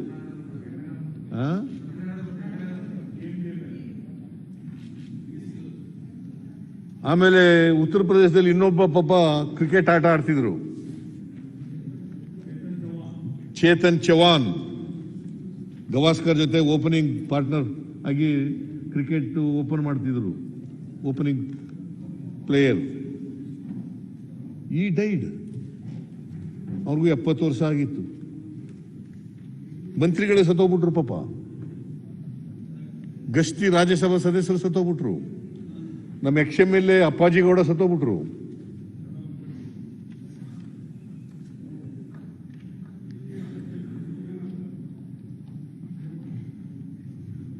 ಸೊ ಇವ್ರಿಗೇನು ಹಣೆ ಬರಹ ಅಂತ ಕೂತ್ಕೊಳ್ಳೋಕ್ಕಾಗಲ್ಲ ನಾವು. ಹಣೆಯಲ್ಲಿ ಬರೆದು ಬಿಟ್ಟಿದ್ದಪ್ಪ ಅದಕ್ಕೋಸ್ಕರ ಸತ್ತೋಗ್ಬಿಟ್ರು ಅಂತ ಹೇಳಕ್ಕಾಗಲ್ಲ. I don't believe in that.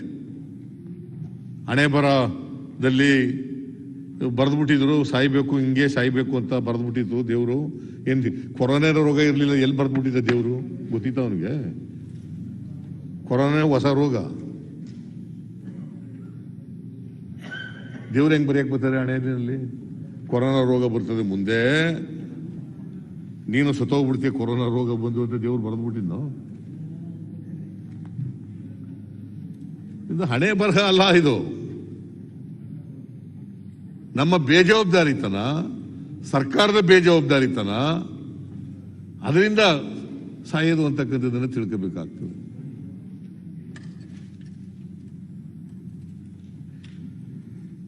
So Narendra Modi ಅವರು 24ನೇ ತಾರೀಕು ಲಾಕ್ಡೌನ್ ಅನ್ನು ಘೋಷಣೆ ಮಾಡಿದ್ರು. ಮಾರ್ಚ್ 24, ಆಮೇಲೆ ಏಪ್ರಿಲ್ 21ರವರೆಗೂ ಕೂಡ ಇತ್ತು. ಅದು ಎಷ್ಟು ದಿನ ಇತ್ತು? ಸುಮಾರು 1 ತಿಂಗಳು. ಈ ಕೊರೋನಾ ಬಂದು 7 ತಿಂಗಳಾಯ್ತಾ ಬಂತು. ಯಾಕೆ ಸುಮ್ಮನಿರಿ, ನಿಮ್ಕ ಮನೇಲೂ ಬಂದಿದೆ ಅಂತಿರಲ್ಲ, ಹುಷಾರಾಗಿರಿ ನೀವು.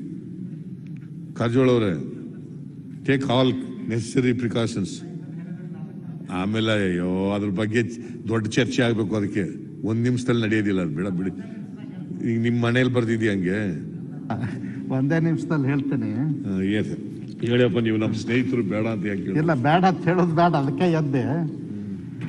ಬಸವಣ್ಣವ್ರು ಹೇಳ್ತಾರೆ ಒಂದು ಕಡೆ, ಬಸವಣ್ಣನವರು, ಯಾರು? ಬಸವಣ್ಣವರು, ವಿಶ್ವಗುರು ಬಸವಣ್ಣನವರು ಹೇಳ್ತಾರೆ. ಅದು ಮಾಸ್ಕ್ ಹಾಕೊಂಡಿದ್ರೆ ಸರಿಯಾಗಿ ಸ್ಪಷ್ಟ ಬರೋದು. ಬಸವಣ್ಣವ್ರು ಹೇಳ್ತಾರೆ ಒಂದು ಕಡೆ, ದರೆ ಹುತ್ತಿ ಉಳಿದರೆ ನಿಲ್ಲಬಹುದಲ್ಲದೆ, ಒಲೆ ಹುತ್ತಿ ಉಳಿದರೆ ನಿಲ್ಲಬಹುದಲ್ಲದೆ, ದರೆ ಹುತ್ತಿ ಉಳಿದರೆ ನಿಲ್ಲಲೂ ಬಾರದು. ಏರಿ ನೀರುಂಬೆಡೆ, ಬೇಲಿ ಕೇಯ ಮೇವಡೆ, ನಾರಿ ತನ್ನ ಮನವಳ್ಳಿ ಕಳುವಡೆ, ತಾಯಿ ಮೊಲೆ ಹಾಲು ನಂಜಿ ಸಾವಡೆ, ಇನ್ನಾರಿಗೆ ದೂರುವೆ ಕೂಡಲ ಸಂಗಮ ದೇವ ಅಂತ ಹೇಳ್ತಾರ. ಇದು ದರೆನೆ ಹತ್ತಿ ಉರಿತಾ ಇದೆ. ಇದು ಏನು ಹಣೆ ಬರ ಮತ್ತೊಂದು ಅಲ್ಲ.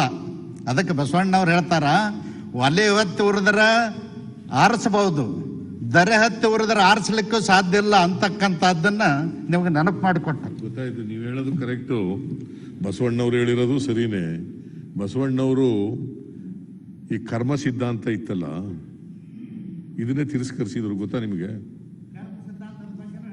ಕರ್ಮ ಸಿದ್ಧ ಬೇಡ, ನಾನು ಓದ್ಕೊಂಡಿದ್ದೀನಿ, ನೀವೆಲ್ಲ ನೀನು ಬೇಡಿ ಅದು. ಕರ್ಮ ಸಿದ್ಧಾಂತನೇ ತಿರಸ್ಕಾರ ಮಾಡಿದ್ದವರು ಬಸವಾದಿ ಶರಣರು.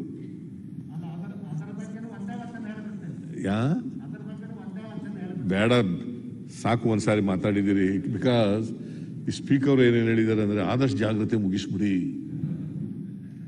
ಅಂತ ಹೇಳಿದ್ದಾರೆ. ನಿನ್ನೆ ಯಡಿಯೂರಪ್ಪನವ್ರು ಏನು ಹೇಳಿದ್ದಾರೆ ಅಂದ್ರೆ, ನೀವು ಏನಾದ್ರು ಮಾತಾಡಿ, ನಾವು ನಮ್ಮ ಪಾರ್ಟಿಯವರು ಯಾರು ಮಾತಾಡಲ್ಲ ಅಂತ ಹೇಳ್ಬಿಟ್ಟಿದ್ದಾರೆ. ಅಂತ ಹೇಳ್ಬಿಟ್ಟಿದ್ದಾರೆ. ಅದರಿಂದ ನಾನು ಅವ್ರ ಕೈಲಿ ಸುಮ್ಮನೆ ಬೆಲ್ ಹೊಡಿಸ್ಕೊಳ್ಳೋದು ಬೇಡ ಅಂತ ಜಲ್ದಿ ಮುಗಿಸ್ಬೋಣ ಅಂತ ಇದ್ದೀನಿ. ಏನೋ, I hope that you agree with me. Okay, ಅವರು ಇದ್ರಲ್ಲ.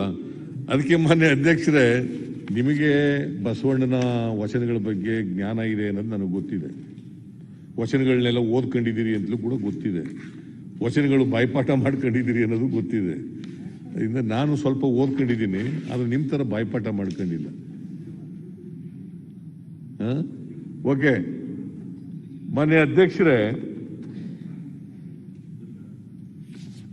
ಇದಕ್ಕೆ ಸುಮಾರು 1 ತಿಂಗಳ ಅವಧಿ ಇತ್ತು. ಇದಕ್ಕೆ ಬೇಕಾದಂಥ ಸಿದ್ಧತೆಗಳನ್ನು ಮಾಡ್ಕೊಳ್ಳೇ ಇಲ್ಲ. ನನ್ನ ಪ್ರಕಾರ ಇನ್ನು ಮುಂಚಿತವಾಗಿ ಲಾಕ್ಡೌನ್ ಮಾಡಬೇಕಾಗಿತ್ತು. ಮಾರ್ಚ್ 24ಕ್ಕಿಂತ ಮುಂಚಿತವಾಗಿ ಮಾಡಬೇಕಾಗಿತ್ತು. ನಮಸ್ತೆ ಟ್ರಂಪ್ ಕಾರ್ಯಕ್ರಮ ನಿಲ್ಲಿಸಬೇಕಾಗಿತ್ತು. ತಬ್ಲೀಗಿಗಳಿಗೆ ಪರ್ಮಿಷನ್ ಕೊಟ್ಟದನ್ನ ನಿಲ್ಲಿಸಬೇಕಾಗಿತ್ತು. ಮತ್ತೆ ಈ ಅವಧಿನಲ್ಲಿ, ಲಾಕ್ಡೌನ್ ಪೀರಿಯಡ್ನಲ್ಲಿ ಡಾಕ್ಟರ್ಗಳ ನೇಮಕ, ವೆಂಟಿಲೇಟರ್ಸ್ ಮಾಡ್ಕೊಳ್ಳೋದು, ಏನೇನು ಹೆಲ್ತ್ ಸಾಮಗ್ರಿಗಳೇನಿದಾವೆ ಅವೆಲ್ಲ ಮಾಡ್ಕೋಬೇಕಾಗಿತ್ತು, ಸಿದ್ಧತೆ ಮಾಡ್ಕೋಬೇಕಾಗಿತ್ತು. ಸಿದ್ಧತೆ ಮಾಡ್ಕೊಳ್ಳೇ ಇಲ್ಲ. ನಾವೆಲ್ಲ ಏನ್ರಿ ವೆಂಟಿಲೇಟರ್ಸು ಜಾಸ್ತಿ ಆಗ್ಬಿಟ್ಟದೆ ಅಂತಂದ್ರೆ, ಅದಕ್ಕೆ ಇಲ್ಲ ಅದು ಕೋವಿಡ್ ಟೈಮ್ನಲ್ಲಿ ದೊರಕ್ತಾ ಇರಲಿಲ್ಲ, ಅದಕ್ಕೆ ಜಾಸ್ತಿ ಕೊಟ್ಬಿಟ್ಟಿದ್ದೀವಿ ಅಂತ ಹೇಳ್ತಾರೆ. ಮೊದಲೇ ಎಲ್ಲ ಮಾಡ್ಕೋಬೇಕಾಯ್ತು. ಮಾರ್ಚ್ 9ಕ್ಕೆ ಬಂತು ಕರ್ನಾಟಕದಲ್ಲಿ. ಅದಕ್ಕಿಂತ ಮೊದಲು ಚೈನಾಗೆ ಬಂದಿತ್ತು, ಚೈನಾದಿಂದ ಬೇರೆ ಬೇರೆ ದೇಶಗಳಿಗೆಲ್ಲ ಬಂದಿತ್ತು, ಕೇರಳಕ್ಕೆ ಬಂದಿತ್ತು, ಇಲ್ಲೆಲ್ಲ ಬಂದಿತ್ತಲ್ಲ. ಸಿದ್ಧತೆಗಳು ಮಾಡ್ಕೋಬೇಕಾಗಿತ್ತಲ್ಲ. ಆಕ್ಸಿಮೀಟರ್ಗಳು, ಮಾಸ್ಕ್ಗಳು, ವೆಂಟಿಲೇಟರ್ಸು, ಸ್ಯಾನಿಟೈಸರ್ಸು, ಎಲ್ಲ ಸಿದ್ಧತೆಗಳು ಮಾಡ್ಕೋಬೇಕಾಗಿತ್ತಲ್ಲ. ಇವತ್ತಿಗೂ ನಿನ್ನೆ ಮೊನ್ನೆ ಪತ್ರಿಕೆಯಲ್ಲಿ ನೋಡಿರ್ಬೇಕು, ಆಕ್ಸಿಜನ್ ಸಿಲಿಂಡರ್ ಸಿಕ್ಕದೇನೆ ಸತ್ತಿದ್ದಾರೆ. ಆಕ್ಸಿಜನ್ ಸಿಲಿಂಡರ್ ಸಿಕ್ಕದೇನೆ ಸತ್ತಿದ್ದಾರೆ. What made you to sleep over the matter?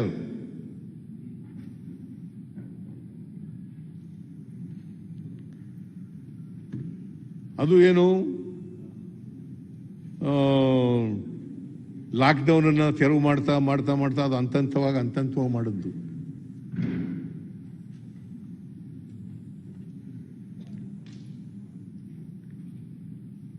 ಯಾರನ್ನು ಕೂಡ ವಿಶ್ವಾಸ ತಗೊಳ್ಳಿಲ್ಲ ಸರ್ಕಾರ. ನಾನು ನಮ್ಮ ಅಧ್ಯಕ್ಷ ಶಿವಕುಮಾರ್ ಪತ್ರ ಬರೆದು ಯಡಿಯೂರಪ್ಪನವರಿಗೆ ಆಲ್ ಪಾರ್ಟಿ ಮೀಟಿಂಗ್ ಕರೀರಿ ಅಂತೇಳಿ,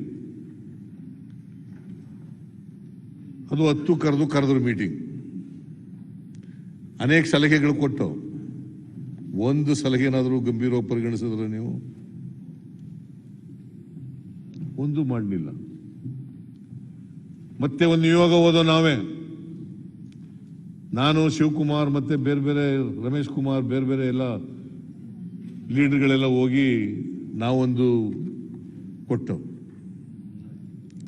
ಅದಕ್ಕೂ ಏನು ಮಾಡಲಿಲ್ಲ.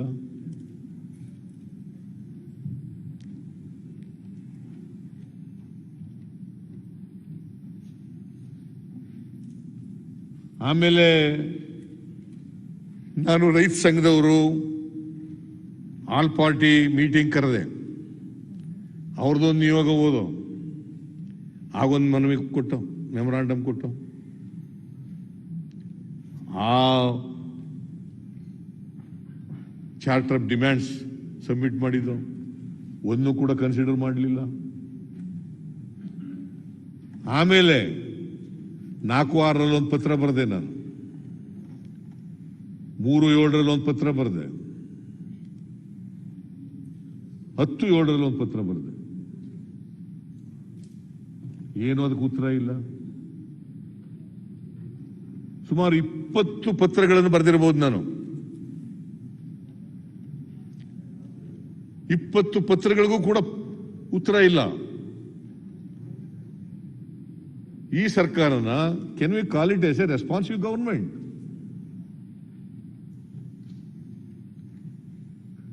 ಇದು ಪ್ರಜಾಪ್ರಭುತ್ವ ನಂಬಿಕೆ ಇಟ್ಕೊಂಡಿರ್ತಕ್ಕಂಥ ಸರ್ಕಾರ ಅಂತ ಕರಿಬೇಕಾ? ಚೀಫ್ ಸೆಕ್ರೆಟರಿ ಪತ್ರ ಬರೆದೆ ನಾನು. ಚೀಫ್ ಸೆಕ್ರೆಟರಿ ಉತ್ತರ ಕೊಟ್ಟರು, ಇಲ್ಲ ನಾನು ಫೈಲ್ ಕಳಿಸ್ಬಿಟ್ಟಿದ್ದೀನಿ ಚೀಫ್ ಮಿನಿಸ್ಟ್ರಿಗೆ, ಚೀಫ್ ಮಿನಿಸ್ಟ್ರು ಫೈಲ್ ಬಂದಿಲ್ಲ ಚೀಫ್ ಮಿನಿಸ್ಟ್ರಿಂದ ಅಂತ ಹೇಳಿದ್ರು. As a leader of the opposition,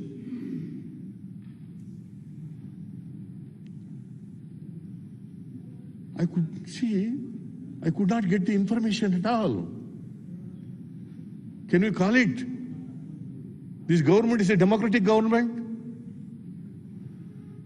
Can we call it? This government believes in parliamentary system of democracy.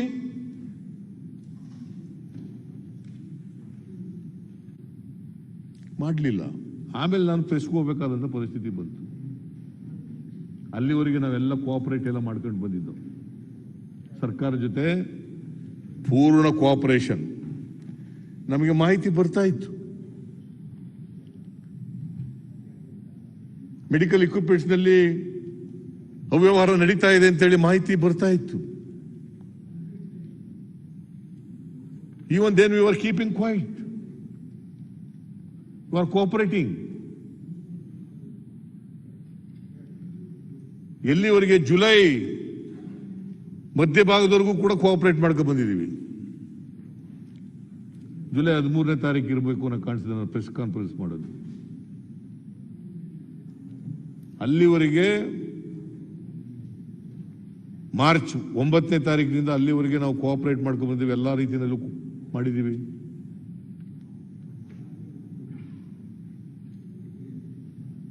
ಆದರೂ ಸರ್ಕಾರ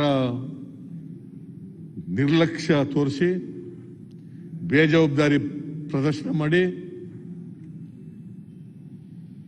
ಅನ್ಡೆಮೊಕ್ರೆಟಿಕ್ ಆಗಿ ಬಿಹೇವ್ ಮಾಡ್ತಕ್ಕಂಥ ಕೆಲಸವನ್ನ ಮಾಡಿದ್ರು. ಆಮೇಲೆ ನಾನು ಪ್ರೆಸ್ಗೆ ಹೋಗ್ಬೇಕಾ ಬಂತು. ಆಮೇಲೆ ನಾನು ನಮ್ಮ ಅಧ್ಯಕ್ಷರು ಇಬ್ರು ಜಾಯಿಂಟ್ ಪ್ರೆಸ್ ಕಾನ್ಫರೆನ್ಸ್ ಮಾಡಬೇಕು ಬಂತು.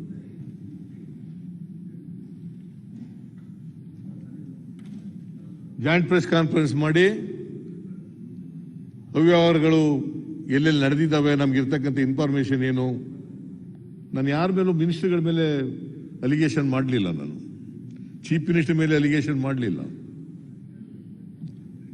ನೇರವಾಗಿ ಯಾರ ಮೇಲೂ ಕೂಡ ಅಲಿಗೇಷನ್ ಮಾಡಿಲ್ಲ ನಾನು. ಸರ್ಕಾರದಲ್ಲಿ ಈ ತರ ಅವ್ಯವಹಾರ ನಡೀತಾ ಇದೆ.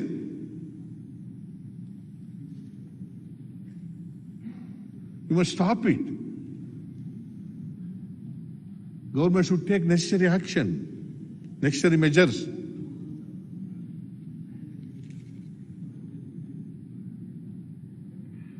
ಅದಕ್ಕೆ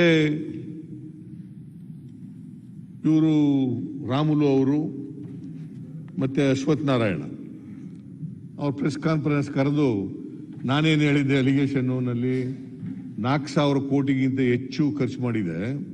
ಬೇರೆ ಬೇರೆ ಇಲಾಖೆ, ಬರೀ ಹೆಲ್ತ್ ಡಿಪಾರ್ಟ್ಮೆಂಟ್ ಒಂದೇ ಅಲ್ಲ, all departments, health, medical education, police department, urban development department, labour department, revenue department, ಇವೆಲ್ಲ ಡಿಪಾರ್ಟ್ಮೆಂಟ್ಗಳು ಸೇರ್ಕೊಂಡು ಖರ್ಚು ಮಾಡಿದ್ದಾವೆ ಅಂತ ಹೇಳಿದೆ. ಬಟ್ ಉತ್ತರ ಏನು ಅಂತಂದ್ರೆ ಇವ್ರದ್ದು, ನಾವು ಖರ್ಚು ಮಾಡಿರೋದೇ 323 ಕೋಟಿ, 4,000 ಕೋಟಿಗಿಂತ ಎಲ್ಲಿ ಖರ್ಚಾಗಿದೆ? ಖರ್ಚು ಮಾಡಿರೋದೇ ಬರೀ 323 ಕೋಟಿ, 4,000 ಕೋಟಿ ಹೇಳ್ತಾ ಇದ್ದಾರೆ, ಸುಳ್ಳು ಹೇಳ್ತಾ ಇದ್ದಾರೆ ಸಿದ್ದರಾಮಯ್ಯನವರು ಅಂತ ಹೇಳಿದ್ರು. ನಾವು ಅದಾದ ಮೇಲೆ ಕೆಲವು ದಾಖಲಾತಿಗಳೆಲ್ಲ ಬಿಡುಗಡೆ ಮಾಡಿದ್ರು. ಸುಮಾರು 14 ದಾಖಲಾತಿಗಳನ್ನು ಬಿಡುಗಡೆ ಮಾಡಿ ನಾನು ಇವರು ನಮ್ಮ ಅಧ್ಯಕ್ಷರು ನಾವು 14 ದಾಖಲಾತಿಗಳನ್ನು ಬಿಡುಗಡೆ ಮಾಡಿದ್ರು. ವೆಂಟಿಲೇಟರ್ಸ್ನಲ್ಲಿ ಏನಾಗಿದೆ, ಮಾಸ್ಕ್ನಲ್ಲಿ ಏನಾಗಿದೆ, ಇದರಲ್ಲಿ ಎಂಥದ್ದು ಪಿಪಿಇನಲ್ಲಿ ಏನಾಗಿದೆ, ಬೇರೆ ವೆಂಟಿಲೇಟರ್ಸ್ ಕೇಂದ್ರ ಸರ್ಕಾರ ಎಷ್ಟು ತಗೊಂಡಿದೆ, ನಮ್ಮ ಸರ್ಕಾರ ರೆವಿನ್ಯೂ ಡಿಪಾರ್ಟ್ಮೆಂಟ್ ನಿಂದ ಅವ್ರು ಎಷ್ಟು ಕೊಟ್ಟಿದ್ದಾರೆ ಅಂದ್ರೆ 742 ಕೋಟಿ ಅಲೋಕೇಟ್ ಮಾಡ್ಕೊಂಡು, ಅಲೋಕೇಶನ್ ಇರೋದು 742. ಕಾರ್ಮಿಕ ಇಲಾಖೆಯವರು 1,000 ಕೋಟಿ ಎಷ್ಟು ಖರ್ಚು ಮಾಡಿದ್ದಾರೆ.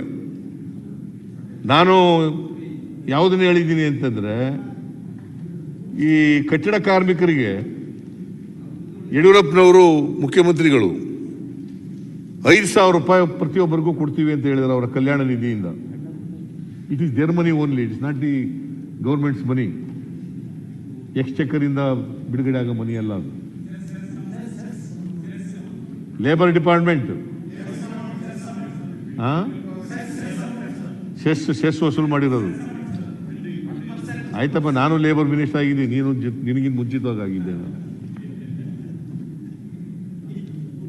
ಆಯ್ತು, ನೀನು ಲೇಬರ್ ಮಿನಿಸ್ಟರ್ ಆಗಿದ್ಯಾ, ಏನೋ ತಪ್ಪು ಹೇಳಿದ್ರೆ ಹೇಳು. ಸುಮಾರು 21 ಲಕ್ಷ ಕಟ್ಟಡ ಕಾರ್ಮಿಕರಿದ್ದಾರೆ. ಅದರಲ್ಲಿ 15 ಲಕ್ಷ ಜನರಿಗೆ ನಮ್ಮ ಇವನು ತನ್ವೀರ್ ಸೇಠು ಕೂಡ ಲೇಬರ್ ಮಿನಿಸ್ಟರ್ ಆಗಿದ್ದು 5,000 ರೂಪಾಯಿನಂತೆ ಕೊಟ್ಟಿದ್ದಾರೆ ಅಂತ ಹೇಳ್ತಾರೆ. So it comes to about 761 crores. ಅದನ್ನು ಸೇರಿಸೆ ಯಡಿಯೂರಪ್ಪನವರು 2,100 ಕೋಟಿ ಪ್ಯಾಕೇಜ್ ಅನೌನ್ಸ್ ಮಾಡಿದ್ದು, including that amount which has been spent from the Kalyana Nidhi. ಏನಂತ ಕರೀತಾರೆ ಅದಕ್ಕೆ? ಲೇಬರರ್ಸ್ ಕಟ್ಟಡ ಕಾರ್ಮಿಕರ ಕಲ್ಯಾಣ ಮಂಡಳಿ, ಕಲ್ಯಾಣ ನಿಧಿ, ಕಲ್ಯಾಣ ಮಂಡಳಿ, ಮಂಡಳಿನ ಕಲ್ಯಾಣ ಮಂಡಳಿ. ಅಲ್ಲಿಂದ 760 ಕೋಟಿ. ಅದೆಲ್ಲ ಫುಡ್ಗೆಲ್ಲ ಕೊಟ್ಟಿರೋರು ಅವರೇ ದುಡ್ಡು, ಇದಕ್ಕೆಲ್ಲ ಕೊಟ್ಟಿರೋರು ಅವರೇ ದುಡ್ಡು. ಎಂಪ್ಲಾಯೀಸ್ ಎಲ್ಲ ವಲಸೆ ಕಾರ್ಮಿಕರು ಅವನ್ನೆಲ್ಲ ನೋಡ್ಕೊಂಡದು, ಅವನ್ನೆಲ್ಲ ಕಳಿಸಿದ್ದು ಅವರೇ ಮಾಡಿದ್ದು. ಸರ್ ಸಮಯ ಆಗ್ತಾ ಇತ್ತು. ಆಮೇಲೆ ಸಮಾಜ ಕಲ್ಯಾಣ, ಆಹಾರ, ಶಿಕ್ಷಣ, ಪೊಲೀಸ್ ಮತ್ತು ಮಕ್ಕಳ ಕಲ್ಯಾಣ ಇದೆಲ್ಲ ಸೇರಿ 500 ಕೋಟಿ ಖರ್ಚು ಮಾಡಿದ್ದಾರೆ.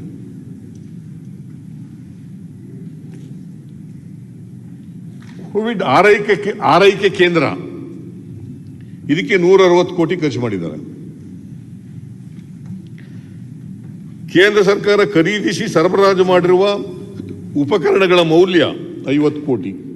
ಒಟ್ಟು 4147 ಕೋಟಿ. ಅಲ್ಲ ಸರ್, ಸಿದ್ದರಾಮಯ್ಯ ಸಮಯ ಸಮಯ 2 ಗಂಟೆ ಟೈಮ್ ಕೊಟ್ಟಿದ್ದಾರೆ. ಅರ್ಧದಲ್ಲಿ ಇದ್ದೀನಿ, ಅದೆಲ್ಲ ಮಧ್ಯದಲ್ಲಿ ಯಾರಿಗೂ ಬಿಡಬೇಡಿ ಅಷ್ಟೇ. ಯಾರು ಬನ್ನಿ, ನೀವು ಅವರು ಅಧ್ಯಕ್ಷರು ಬಂದಿದ್ದಾರೆ, ನಿಮಗೆ ಥ್ಯಾಂಕ್ಸ್. ಬನ್ನಿ. ಇಲ್ಲ ನೀವು ಮುಗಿಸ್ತಾ ಇದ್ದೀರಿ ಅಂತ ಬಂದೆ ನಾನು. ಇಲ್ಲ ನೀವು ಇನ್ನೂ ಸ್ವಲ್ಪ ಇದ್ದು, ನಾವು ಇವ್ರ ಫ್ರೆಂಡು, ನೀವು ನನ್ನ ಫ್ರೆಂಡೇ. ಇಲ್ಲ, ಈಗ ಅವ್ರು ಪ್ರಾರಂಭ ಮಾಡಿದ್ರಲ್ಲ, ನೀವು ಮುಗಿಸ್ತಿದ್ದೀರಿ ಅಂತ. ನಮ್ಮ ಜೊತೆ ಇದ್ರಲ್ಲ, ಹಾಗಾಗಿ ಸ್ನೇಹಿತರು. ಅವರು ಉಪಾಧ್ಯಕ್ಷರಾಗಿದ್ರು ಅವರು. ಆದರೆ ಒಂದು ಅಜಯ್ ಸಿಂಗ್, ನಿಮ್ಮ ಗಮನಕ್ಕೆ ತಂದ್ಬಿಡ್ತೀನಿ, ಉಳಿದವರಿಗೆ ಸಮಯಾವಕಾಶ ಸಿಗ್ಲಿಕ್ಕಿಲ್ಲ. ಅಂದ್ರೆ ಅವ್ರು ಟೋಪಿ ಹಾಕತ್ತೀವಿ, ಸ್ವಲ್ಪ ಜಾಸ್ತಿ ಸರ್, ಕರೋನಾ ಬಗ್ಗೆನೇ ಇದೆಲ್ಲ ಸಮಸ್ಯೆ ಆಗಿದ್ದು ಸುದೀರ್ಘವಾಗಿ ಚರ್ಚೆ ಆಗಬೇಕು, ತಮ್ಮೆಲ್ಲರ ಅಭಿಪ್ರಾಯ ಹೇಳಲೇಬೇಕಾಗ್ತದೆ. ಆತರ ಮಾಡಕ್ ಹೋಗ್ಬಿಡಿ. ಆತರ ಇಲ್ಲ, ನಾನು ಆತರ ಮಾಡ್ಬೇಡಿ. ಅಲ್ಲ, ಉಳಿದವರಿಗೆ ಸಮಯ ಇರ್ಲಿಕ್ಕಿಲ್ಲ. ನನಗೆ ಯಾರು ನಮ್ಮ ನಾಯಕರಿಗೆ ಅವಕಾಶ ಮಾಡಿಕೊಡಿ. ಓಕೆ. ಸೊ 4167 ಕೋಟಿನಲ್ಲಿ ನಾನೇನು ಹೇಳಿದೆ ಅಂತಂದ್ರೆ, ಇದರಲ್ಲಿ ಕೆಲವು ಅಂಕಿಅಂಶಗಳ ಆಧಾರದ ಮೇಲೆ, ಮಾಹಿತಿಗಳ ಆಧಾರದ ಮೇಲೆ ನಾನು ಹೇಳಿದೆ ಸುಮಾರು 2000 ಕೋಟಿ ಹತ್ತತ್ರ ಅವ್ಯವಹಾರ ಆಗಿದೆ ಅಂತ ಹೇಳಿದೆ ನಾನು. ಸೋಷಿಯಲ್ ವೆಲ್ಫೇರ್ ಡಿಪಾರ್ಟ್ಮೆಂಟಲ್ಲಿ ಕೂಡ ಹಾಸ್ಟೆಲ್ಗಳಿಗೆಲ್ಲ ತಗೊಂಡಿದ್ದೀರಿ, ಇಕ್ವಿಪ್ಮೆಂಟ್ಸು ತಗೊಳ್ಳಿಲ್ವಾ? ಖರೀದಿ ಮಾಡಲಿಲ್ಲ, ತಗೊಂಡಿದ್ದೀರಲ್ಲ, ಸರ್ಕಾರದಿಂದ ಖರೀದಿ ಮಾಡಲಿಲ್ಲ. ಜಿಲ್ಲಾಧಿಕಾರಿಗಳಿಗೆ ಸೂಚನೆ ಕೊಟ್ಟಿದ್ವಿ. 30 ಜಿಲ್ಲೆಯವರು ಸೇರಿ 42 ಲಕ್ಷ ರೂಪಾಯಿ. ಸರ್ಕಾರ ಅಂದ್ರೇನು? ಇಟ್ ಇನ್ಕ್ಲೂಡ್ಸ್ ಜಿಲ್ಲಾಧಿಕಾರಿ. ಇರ್ಲಿ ಸರ್ಕಾರ ಅಂದ್ರೇನು ಸರ್? ಎಲ್ಲ ನಿಮಗೆ ಕ್ಲಿಯರ್ ಮಾಡ್ತೀನಿ. ನಾವು ಸರ್ಕಾರ ಅಂದ್ರೇನು ಸರ್? ತಹಸೀಲ್ದಾರ್ನು ಸರ್ಕಾರನೇ, ಅದರದ್ದು ಪ್ರಶ್ನೆ ಅಲ್ಲ ನಾನು ಹೇಳೋದು. ನಾವು ಇಲ್ಲಿಂದ ಸರ್ಕಾರದ ಮಟ್ಟದಲ್ಲಿ ಯಾವುದೇ ಖರೀದಿ ಒಂದ್ ನಿಮಿಷ ಪೂರ್ಣ ಮಾಡ್ಬಿಡ್ತೀನಿ. ಯಾಕಂದ್ರ ಇಲ್ಲ, ಅದಕ್ಕೆ ನೋಡಿ ಅಡ್ಡ ಬರ್ತಾರಲ್ಲ 2 ನಿಮಿಷದಾಗ ಮಾಡ್ತೀನಿ. ಪೂರ್ಣ 30 ಜಿಲ್ಲೆ ಸೇರಿ ಜಿಲ್ಲಾಧಿಕಾರಿಗಳು ಪರೀಕ್ಷಾ ಸಂದರ್ಭದಲ್ಲಿ ಸಮಾಜ ಕಲ್ಯಾಣ ಇಲಾಖೆ ಇಲ್ಲಿರ್ತಕ್ಕಂಥ ದುಡ್ಡನ್ನು ಉಪಯೋಗ ಮಾಡಿಕೊಂಡು ಇಡೀ ರಾಜ್ಯದಲ್ಲಿ 42 ಲಕ್ಷ ತಗೊಂಡಾರ. ಯಾರು 29 ಸಾವಿರ ತಗೊಂಡಾರ, ಯಾರು 75 ಸಾವಿರ ತಗೊಂಡಾರ, ಯಾರು 1 ಲಕ್ಷ ತಗೊಂಡಾರ. ಅವರವ್ರ ಮಕ್ಕಳ ಸಂಖ್ಯೆಗೆ ಅನುಗುಣವಾಗಿ ತಗೊಂಡಿದ್ದಾರೆ ಹೊರತು ನಾವು ಯಾವುದೂ ಇಲ್ಲಿಂದ ಖರೀದಿ ಮಾಡಲಿಲ್ಲ. Whether DC spends or Tahsildar spends or your secretary spends, you will be responsible. Sir, ಸರ್ಕಾರ ರೆಸ್ಪಾನ್ಸಿಬಲ್. You are answerable. ನಾ ಆನ್ಸರಬಲ್ ಇದ್ದೀನಿ ಅಂತ ಹೇಳಿದೆ. ಇಡೀ ರಾಜ್ಯ ಕೂಡಿ 30 ಜಿಲ್ಲೆ ನಿಮ್ಗೆ ಸಂಬಂಧ ಇಲ್ಲದೆ, ನಿಮಗೆ ಫೈಲೇ ಬರದೇನೆ ದುಡ್ಡು ಬಿಡುಗಡೆ ಆಗಿದ್ರು ಕೂಡ the concern minister is answerable to the house and the people. 100% sir, ತಾವು ಹೇಳೋದನ್ನ ಒಪ್ತೇನೆ. ಆದರೆ ಇಡೀ ರಾಜ್ಯದಲ್ಲಿ ಖರೀದಿ ಆಗಿರೋದು ಮಕ್ಕಳ ಪರೀಕ್ಷೆ ಸಲುವಾಗಿ 42 ಲಕ್ಷ ರೂಪಾಯಿದ್ದು, ಅದಕ್ಕಿಂತ ಹೆಚ್ಚಾಗಿಲ್ಲ. ಎಷ್ಟಾರ ಆಗ್ಲಿ, 5 ಲಕ್ಷ ಆಗ್ಲಿ, 5 ಲಕ್ಷಕ್ಕೂ ಲೆಕ್ಕ ಕೊಡ್ಬೇಕಲ್ವಾ? ಮತ್ತೆ ಎಷ್ಟು ಲಕ್ಷ ಖರ್ಚಾಗ್ಲಿ ಲೆಕ್ಕ ಕೊಡ್ಬೇಕಲ್ಲ. ನಾವು ಅದನ್ನೇ ಕೇಳಿದ್ದು, ಲೆಕ್ಕ ಕೊಡ್ರಿ ಅಂತ. ಅದಕ್ಕೆ ನಿಮ್ಮ ಸೆಕ್ರೆಟರಿ ಕೇಳಕ್ಕದ್ದ ನಾನು, ಲೆಕ್ಕ ಕೊಡ್ರಿ ಅಂತ ನಿಮ್ಮನ್ನೇ ಕೇಳಬೇಕು. ಕೊಡಿ, ಸಂತೋಷ. ನಾನು ಯಾಕೆ ಸುಮಾರು ದುಬಾರಿ ಬೆಲೆಯಲ್ಲೆಲ್ಲ ಪರ್ಚೇಸ್ ಮಾಡಿಬಿಟ್ಟಿದ್ದಾರೆ. ನೀವಿಲ್ಲದೆ ಇರ್ಬೋದು ರೀ, DC ಮಾಡಿರ್ಬೋದು, ಇನ್ಯಾರೋ ತಹಸೀಲ್ದಾರ ಮಾಡಿರ್ಬೋದು.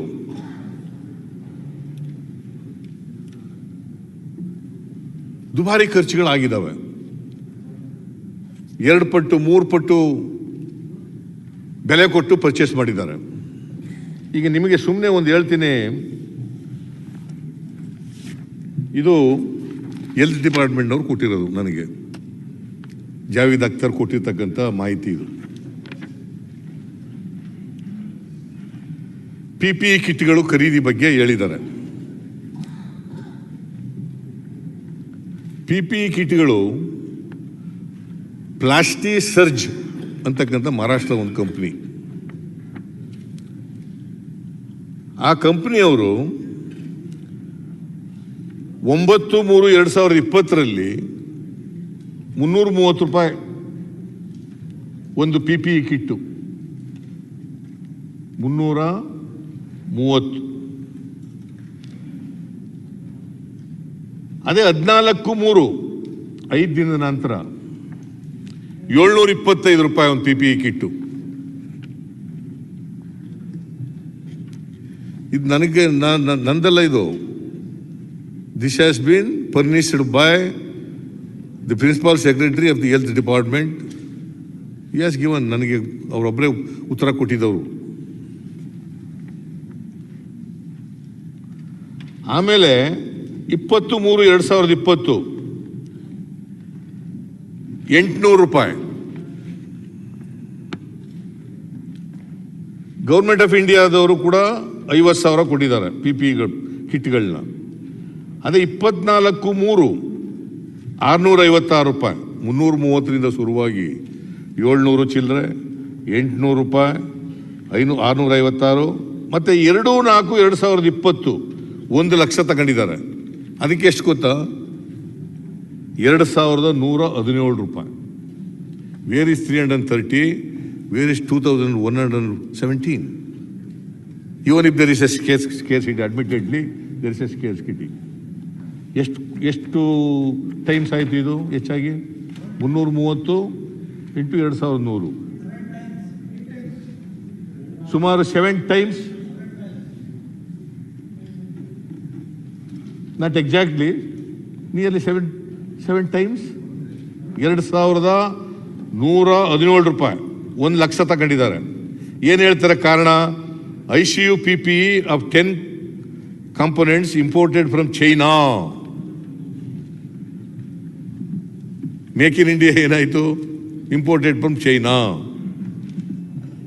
When there was acute shortage and demand and supply mismatch, not many local manufacturers were producing PPE in Karnataka or India. At that time, these PPEs are certified by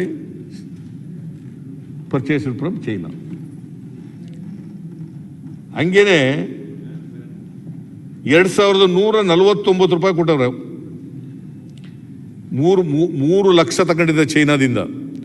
ಒಂದು 2,117, ಒಂದು 2,104, ಒಂದು 2,049.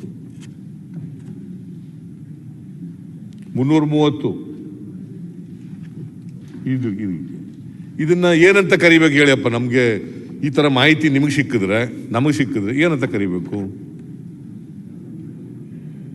Misappropriation ಆಗಿದೆ ಅಂತ ಕರಿಬೇಕೋ ಬೇಡ? ಅವ್ಯವಹಾರ ಆಗಿದೆ ಅಂತ ಕರಿಬೇಕೋ ಬೇಡ? ಭ್ರಷ್ಟಾಚಾರ ಆಗಿದೆ ಅಂತ ಕರಿಬೇಕೋ ಬೇಡ? That is what I shed.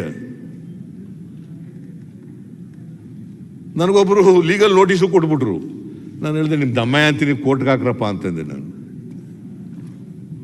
ಕೋರ್ಟ್ನಲ್ಲಿ ಹೇಳೋಣ ಇವೆಲ್ಲನೂ, ಹೆಂಗಾರು ಅಲ್ಲಿ ಎಂಕ್ವೈರಿ ಆಗಬೇಕಲ್ಲ, ಅಲ್ಲಿ ಹೇಳೋಣ ಕೊಡ್ರಿ ಅಂತ. ಅದು ಯಾಕೆ ಸುಮ್ಮನೆ ಆಗ್ಬಿಟ್ರು, ಕೋರ್ಟ್ಗೆ ಇಟ್ಟು ಹೋಗಿಲ್ಲ ಅವರು. ನೋಟಿಸ್ ಕೊಟ್ಬಿಟ್ಟು ಸುಮ್ಮನೆ ಆಗ್ಬಿಟ್ರು. ಮೇಲ್ಮನೆ ಸದಸ್ಯರೊಬ್ಬರು ರವಿಕುಮಾರ್ ಅಂತ.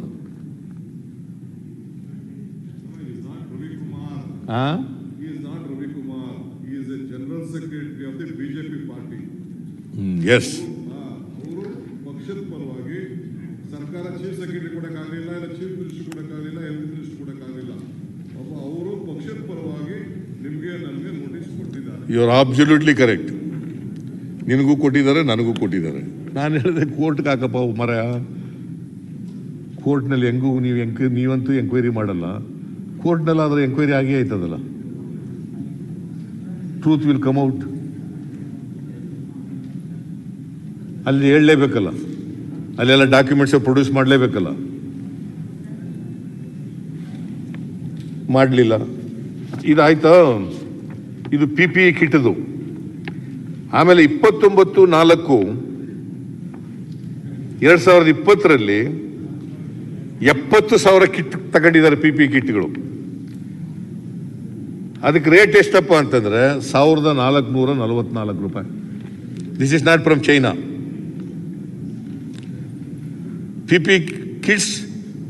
PPE procured from Indian manufacturers as per specification of MOHFW. These PPE certified price of only one component was 850 ಅಂತ ಹೇಳಿದ್ದಾರೆ. 1444 ಯೂನಿಟ್ ಕಾಸ್ಟ್.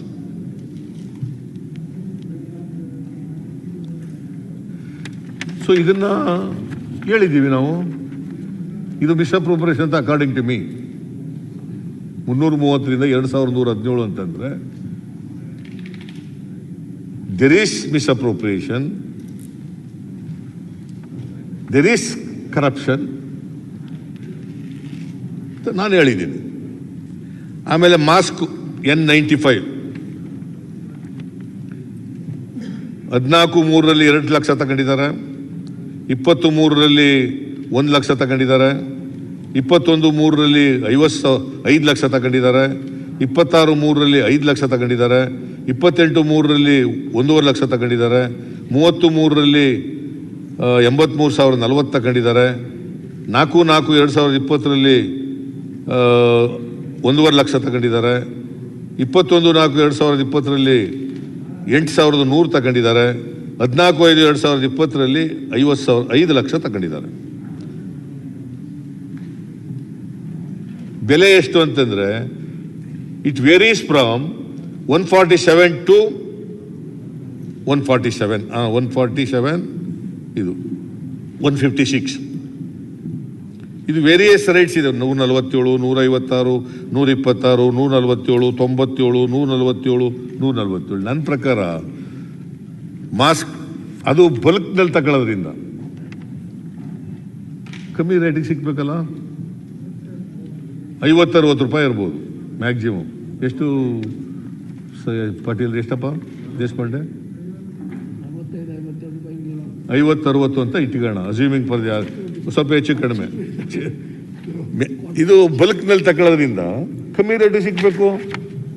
156 ರೂಪಾಯಿ ಹಾಕಿ ಕೊಟ್ಟಿದ್ದೀರಿ.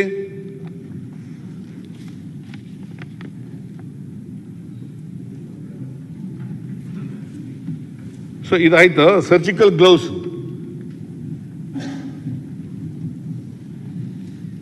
ಒಂದ್ಸಾರಿ 3 ಲಕ್ಷ, ಒಂದ್ಸಾರಿ 6 ಲಕ್ಷ, ಒಂದ್ಸಾರಿ ಇದು ಸರ್ಜಿಕಲ್ ಗ್ಲೌಸ್ 9.5 ರೂಪಾಯಿನಿಂದ 11.4 ರೂಪಾಯಿಗೆ ತಗೊಂಡಿದ್ದಾರೆ surgical gloves.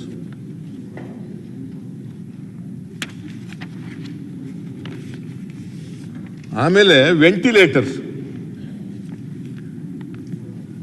24/3/2020ರಲ್ಲಿ date of purchase ICU ventilators ಅಂತ ಇದೆ. 18,20,000 ಒಂದೇ ಒಂದು ತಗೊಂಡವ್ರೆ. ಆಮೇಲೆ 13,44,000, 12,32,000, 12,88,000 ಇದು. ಆಮೇಲೆ 30/3/2020ರಲ್ಲಿ 10,03,220. ಆಮೇಲೆ 16/4/2020ರಲ್ಲಿ 13,72,000, ಮತ್ತೆ 7,76,160, 9,42,280. ಯಾಕೆ ವೈ ದೀಸ್ ವೇರಿಯೇಷನ್ಸ್? ಏನೋ ಒಂದು 10% ಹೆಚ್ಚು ಕಡಿಮೆ ಇದ್ರೆ ಐ ಕ್ಯಾನ್ ಅಂಡರ್ಸ್ಟ್ಯಾಂಡ್. ಅದು ಹೇಳ್ತೀನಿ. ವೈ ಈ 18,000 20,000 ಯಾವ ಪೇಷಂಟ್ಗೆ ಹಾಕೋದು? ಇದನ್ನ ಕೊಡೋದು ICUನಲ್ಲೇ ಯಾವ ಪೇಷಂಟ್, ಯಾವ ಥರ ಕಾಯಿಲೆ ಇರೋನು ಕೊಡೋದು ಅದನ್ನ. ಅದೇ ರೀತಿ 13 ಲಕ್ಷದ ಯಾರಿಗೆ, ಯಾವ ಪೇಷಂಟ್, ಯಾವ ಥರದ ರೋಗ ಪ್ರಮಾಣ ಇರೋವರು ಕೊಡೋದು. 12,88,000, 12,32,000 ಇವನ್ನೆಲ್ಲ ಯಾರಿಗೆ ಕೊಡೋದು? ನನಗೆ ಗೊತ್ತಿರೋ ಮಟ್ಟಿಗೆ ಐಸಿಯುನಲ್ಲಿ ಒಂದೇ ಒಂದು ಸ್ಟ್ಯಾಂಡರ್ಡು ಇರಬೇಕು ವೆಂಟಿಲೇಟರು. 18 ಲಕ್ಷ, 12 ಲಕ್ಷ, 18 ಲಕ್ಷ, 13 ಲಕ್ಷ. ಯಾವ ಪೇಷಂಟ್ಗಳಿಗೆ ಕೊಡೋದು ಇದನ್ನ?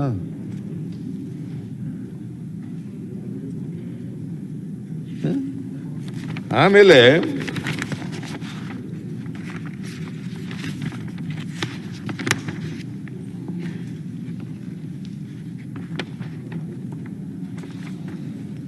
ಈ ಥರ ಆಯಿತು. ನಾನು ಅದಕ್ಕೆ ಹೇಳಿದೆ,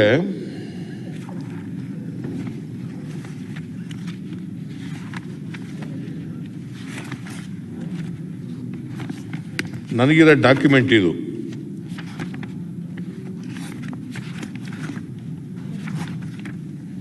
ಕೇಂದ್ರ ಸರ್ಕಾರದ್ದು. ಕೇಂದ್ರ ಸರ್ಕಾರ ಪ್ರೈಮ್ ಮಿನಿಸ್ಟರ್ ಆಫೀಸಿಂದ ಸಿಕ್ಕಿರ್ತಕ್ಕಂಥ ಡಾಕ್ಯುಮೆಂಟ್ ಇದು.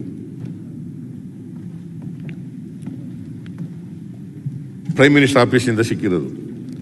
The PM cares fund trust has allocated 2000 crore for supply of 50,000 made in India ventilators to government-run COVID hospitals in all states, union territories. Further, a sum of rupees 1,000 crore has been allocated for the welfare of migrant laborers. ಅಂದರೆ 50,000 ರೂಪಾಯಿ, 50,000 ventilators ತಗೊಂಡು ಇಡೀ ದೇಶಕ್ಕೆ, ಎಲ್ಲ ರಾಜ್ಯಗಳಿಗೆ, union ಕೇಂದ್ರಾಡಳಿತ ಪ್ರದೇಶಗಳಿಗೆ ಕೊಟ್ಟಿದ್ದಾರೆ. ಬಹುಶಃ ನಮ್ಮ ರಾಜ್ಯಕ್ಕೂ ಕೂಡ 1,000ದಷ್ಟು ಬಂದಿರಬೇಕು ವೆಂಟಿಲೇಟರ್. 2,000 ಕೇಂದ್ರ ಸರ್ಕಾರದಿಂದ ಕರ್ನಾಟಕಕ್ಕೆ ಬಂದ 2,000 ಬಂದಿದ್ಯಾ? ಓಕೆ. ಅವ್ರು ಎಷ್ಟು ತಗೊಂಡಿದ್ದಾರೆ? 4 ಲಕ್ಷ ಕೊಟ್ಟವ್ರೆ. ಅಂದ್ರೆ ಅವನ್ನೆಲ್ಲ ಎಷ್ಟು ಬಿಟ್ರು? 4 ಲಕ್ಷದ ಇದು ಬೇಡ, 18 ಲಕ್ಷ ಎಲ್ಲ ಅಂತ.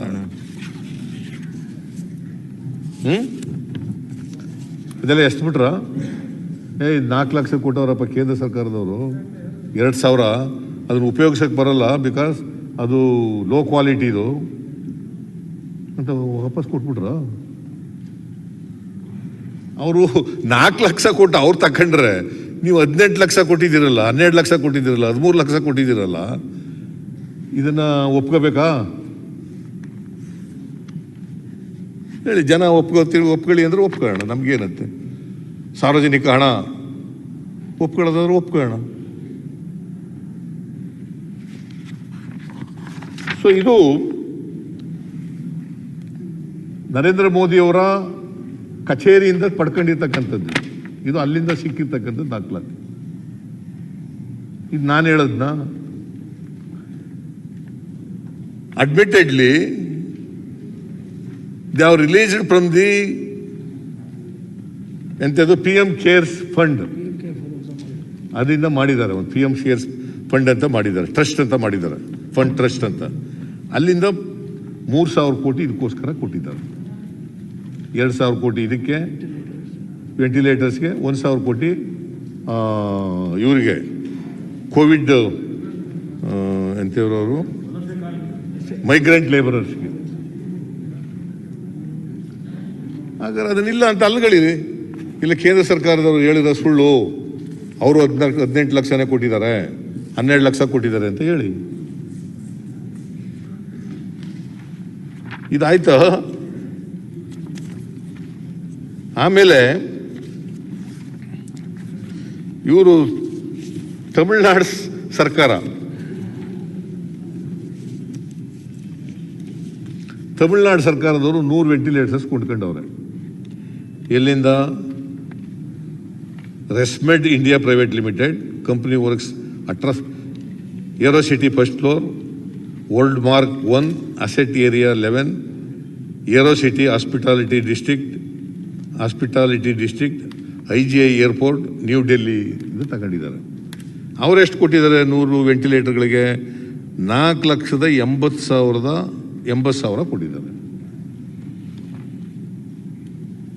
So assuming for the argument sake 4,000ದಿಂದ 5 ಲಕ್ಷದವರೆಗಿದೆ ಅಂತ ಅನ್ಕೋಣ, ಫಾರ್ ದಿ ಆರ್ಗ್ಯುಮೆಂಟ್ ಸೇಕ್. ನೀವು 12 ಲಕ್ಷ 13 ಲಕ್ಷ 14 ಲಕ್ಷ 17 ಲಕ್ಷ ಹೆಂಗ್ ಕೊಟ್ರಿ? ಈ ಸರ್ಕಾರದ ಹಣಕ್ಕೆ ಯಾರು ಜವಾಬ್ದಾರರು?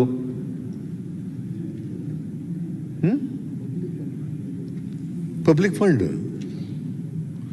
ನಾನೇನು ಸುಳ್ಳು ಹೇಳಿದ್ದೀನಾ? ಇದು ನೋಡಿ, ಇದು ದಾಖಲಾತಿ ತಮಿಳುನಾಡಿನಿಂದ ತರಿಸ್ಕೊಂಡಿರೋದು. Tamil Nadu medical services corporation limited,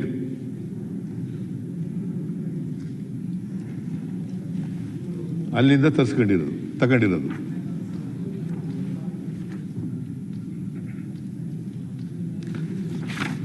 so ventilators ನೋಡಿ, ಇಲ್ಲಿ ಪತ್ರಿಕೆನಲ್ಲೂ ಕೂಡ ಬಂದಿದೆ. ವಿಜಯವಾಣಿ, KDLWS-ನಲ್ಲಿ ನಿಲ್ಲುತ್ತಿಲ್ಲ ಅಕ್ರಮಗಳ ಸರಮಾಲೆ, 3 ಪಟ್ಟು ಹೆಚ್ಚು ದರ ಕೊಟ್ಟು 200 ಸಾಧನ ಖರೀದಿ, ವೆಂಟಿಲೇಟರ್ ಗೋಲ್ಮಾಲ್. ವಿಜಯವಾಣಿ ಪತ್ರಿಕೆಯವರು ವರದಿ ಮಾಡಿರೋದು. ಇನ್ನು ಬೇಕಾದಷ್ಟಿದ್ದಾವೆ ಪತ್ರಿಕೆಗಳು ಏನೇನು ವರದಿ ಮಾಡಿದ್ದಾರೆ ಅಂತ. ಆಮೇಲೆ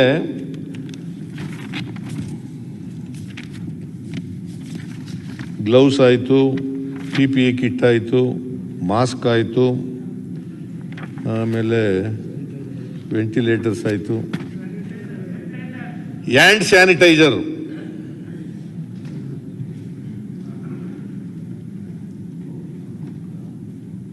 ಇದು 108, 138, 250, 244 ಬೇರೆ ಬೇರೆ ದಿನ. 14/3ರಲ್ಲಿ ಒಂದು ರೇಟು, 21/3ರಲ್ಲಿ ಒಂದು ರೇಟು, 25/3ರಲ್ಲಿ ಒಂದು ರೇಟು, 26/3ರಲ್ಲಿ ಒಂದು ರೇಟು.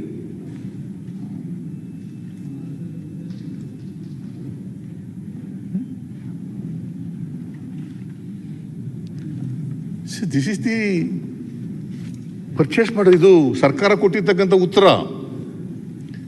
ಸೆಕ್ರೆಟರಿ ಹೆಲ್ತ್ ಡಿಪಾರ್ಟ್ಮೆಂಟ್ ಅವ್ರು ನನಗೆ ಫರ್ನಿಶ್ ಮಾಡಿರ್ತಕ್ಕಂಥ ಉತ್ತರ.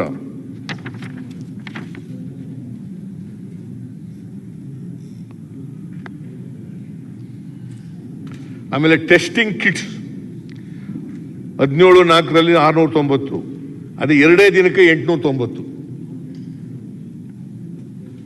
200 ರೂಪಾಯಿ ಜಾಸ್ತಿ.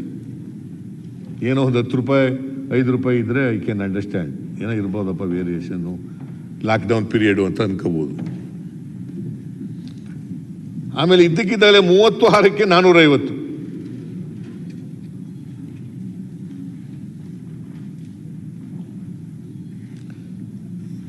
Oxygen cylinder 7300. ಆಮೇಲೆ 5945. ಇದು ಎಂಥದ್ದು?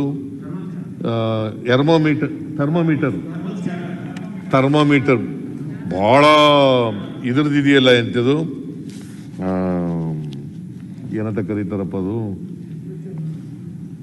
ಫಾರಿನಿಂದ ಬರೋ ಅಂತೇವು ಥರ್ಮೋಮೀಟರ್ಗಳಿಗೆ 2000-3000 ಆಗ್ಬೋದು ಮ್ಯಾಕ್ಸಿಮಮ್ ಥರ್ಮೋಮೀಟರ್ಗಳು. ಥರ್ಮಲ್ ಸ್ಕ್ಯಾನರ್ ಎಷ್ಟಾಗ್ಬೋದು ಡಾಕ್ಟ್ರೆ? 1500 ಆಯ್ತು, 3000 ಅಂತ ಇಟ್ಕೊಳ್ಳೋಣ. Why you paid?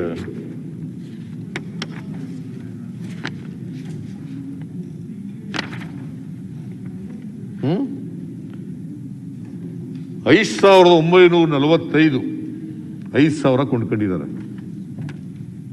5,945 2000 ಎಲ್ಲಿ, 5,945 ಎಲ್ಲಿ? Really 3 times.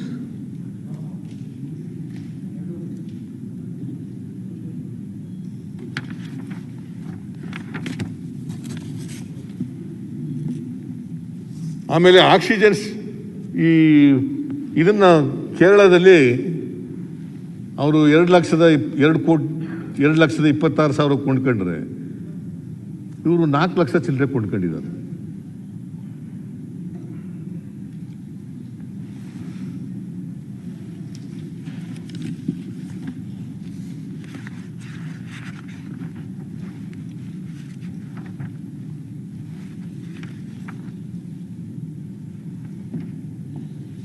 ಕೇರಳದವ್ರು ತಗೊಂಡಿರೋದು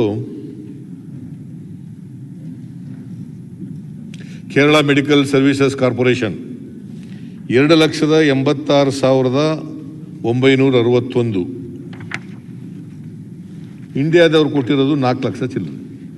ಅಲ್ಲ, ನಮ್ಮ ಕರ್ನಾಟಕ ಕೊಟ್ಟಿರೋದು 4 ಲಕ್ಷ ಚಿಲ್ಲರೆ, 4,36,000.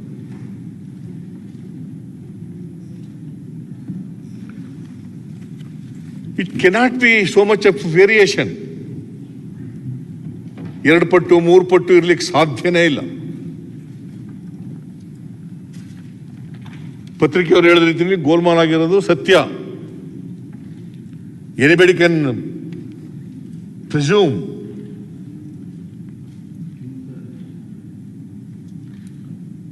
ಅದಕ್ಕೆ ನಾನು ಹೇಳಿದೆ, ಆಯ್ತಪ್ಪ, ನೀವು ಒಪ್ಪಲ್ಲ, ನಾವು ಒಪ್ಪಲ್ಲ, ನಾವು ದಾಖಲಾತಿಗಳ ಮೂಲಕ ಹೇಳ್ತಾ ಇದ್ದೀವಿ, ನೀವು ಯಾವ ದಾಖಲಾತಿಗಳು ಕೊಡಲ್ಲ. ಯಡಿಯೂರಪ್ಪನವ್ರು ಹೇಳಿದ್ರು, ನಾನು ಹೇಳಿದ ಮೇಲೆ ಯಾವ ಮಾಹಿತಿ ಬೇಕಾದ್ರೂ ಕೂಡ 24 ಗಂಟೆಲಿ ಕೊಡ್ತೀವಿ ಅಂತಂದ್ರೆ ಇವತ್ತಿನವರು ಕೊಡಲಿಲ್ಲ.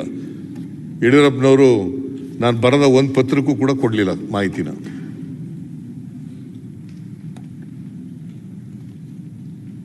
ಒಂದಕ್ಕೂ ಕೊಡಲಿಲ್ಲ.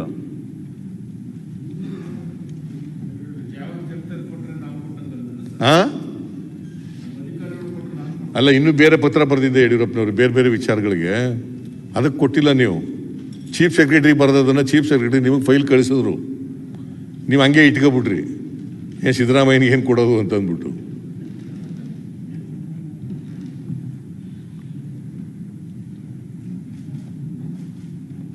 ಸೊ ಈ ಥರ ಇವತ್ತು ಪರ್ಚೇಸ್ಗಳೆಲ್ಲ ನಡೆದಿದೆ. ಇದೆಲ್ರಿ ನೋಡಿ, ಪೇಪರ್ಗಳಲ್ಲಿ ಯಾವ್ಯಾವ ಥರ ಬಂದಿದೆ ಅಂತ ನೋಡ್ಬೇಕು ನೀವು. ಪೇಪರ್ ಕಟಿಂಗ್ಸ್ಗಳು. ಆಮೇಲೆ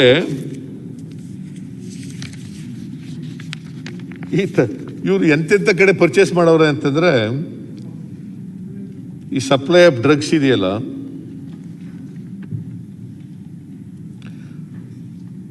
spy Agro Industries limited,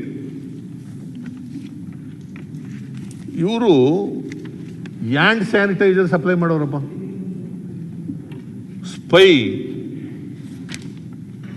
spy Agro Industries Limited, Agro Industries. ಇವ್ರು ಯಾಕೆ supply ಮಾಡಿದಾರೋ?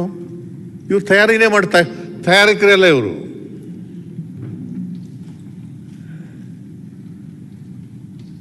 They don't manufacture, they don't produce. ಅವ್ರ ಹತ್ರ ತಗೊಂಡಿದ್ದಾರೆ. ಸ್ಪೈ ಆಗ್ರೋ ಇಂಡಸ್ಟ್ರೀಸ್ ಲಿಮಿಟೆಡ್, ಇದು ಆಂಧ್ರ ಪ್ರದೇಶದಲ್ಲಿರೋದು. ಇದನ್ನ ಬ್ಲ್ಯಾಕ್ ಲಿಸ್ಟ್ಗೆ ಹಾಕಿದ್ದಾರೆ. This company is kept in black list.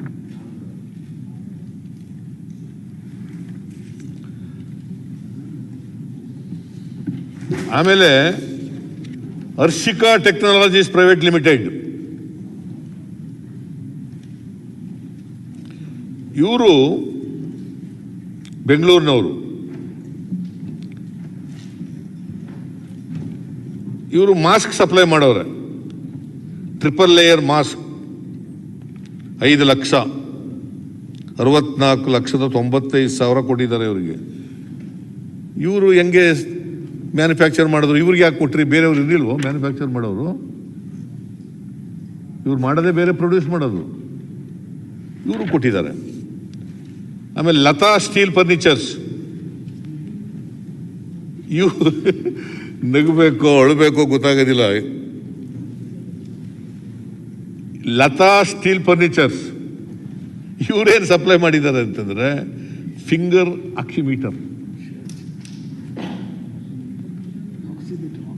Oximeter. ಇದು ನೀವು ಒಳಗಡೆ ಹಾಕಿ ಆಕ್ಸಿಜನ್ ಸ್ಯಾಚುರೇಷನ್ ಎಷ್ಟಿದೆ ಅಂತ. ನೆನ್ನೆ ನಿಂಗೆ 97 ಬತ್ತಲ್ಲ, 98. ನೋಡಿ, ಈ ವಯಸ್ಸಿನಲ್ಲೂ 98 ಇದೆಯಲ್ಲ ನಿನಗೆ, ಖುಷಿ ಪಡ್ತಾನೆ. ನಮಗೆಲ್ಲ 96, 97 ಇದೆ, ನಿಂಗೆ 98 ಇದೆಯಲ್ಲ. ನೀನೇನು 100 ವರ್ಷದ ಮೇಲೆ ದಾಟ್ತೀಯ.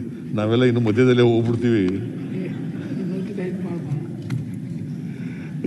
ಮಾನ್ಯ ಅಧ್ಯಕ್ಷರೇ, ಇವೆಲ್ಲ ಬೇಕಾದ್ರೆ ಕಳಿಸ್ಕೊಡ್ತೀನಿ ನಿಮಗೆ. ಕಳಿಸ್ಕೊಡ್ಲೇ ಬೇಡವೋ, ಅಥವಾ ಎಂಕ್ವೈರಿ ಮಾಡಿದ್ರೆ ಅಲ್ಲಿ ಕೊಡ್ಲೋ? ನಿಮ್ಗೆ ಯಾವ್ದು ಸೂಕ್ತ ಅನ್ಸುತ್ತೋ ಆ ನಿರ್ಣಯ ನೀವು ಮಾಡ್ಬೋದು. ನನಗೆ ಕಳಿಸೋದಾದ್ರೆ ಆಮೇಲೆ ಪತ್ರಿಕೆಯಲ್ಲಿ ನೀವು ಎಲ್ಲ ಪತ್ರಿಕೆಗಳು ಕೂಡ ನಾನು ಸುಮ್ಮನೆ ಕಲೆಕ್ಟ್ ಮಾಡಿದ್ದೀನಿ.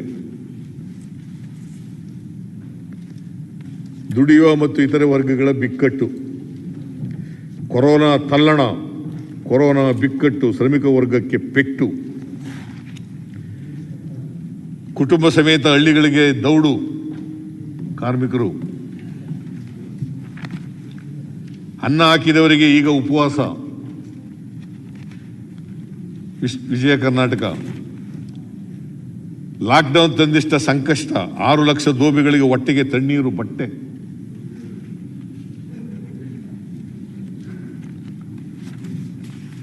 ಕುಂಬಾರರಿಗೆ ಕೊರೋನಾ ಸಂಕಷ್ಟ, ಕ್ಷೌರಿಕ ಸಮುದಾಯದ ಬದುಕು ಕಸಿದ ಲಾಕ್ಡೌನ್, ದುಡಿಯುವ ವರ್ಗವೇ ಕೊರೋನಾಕ್ಕೆ ತುತ್ತು, ನಿತ್ಯ 485 ಕೋಟಿ ನಷ್ಟ,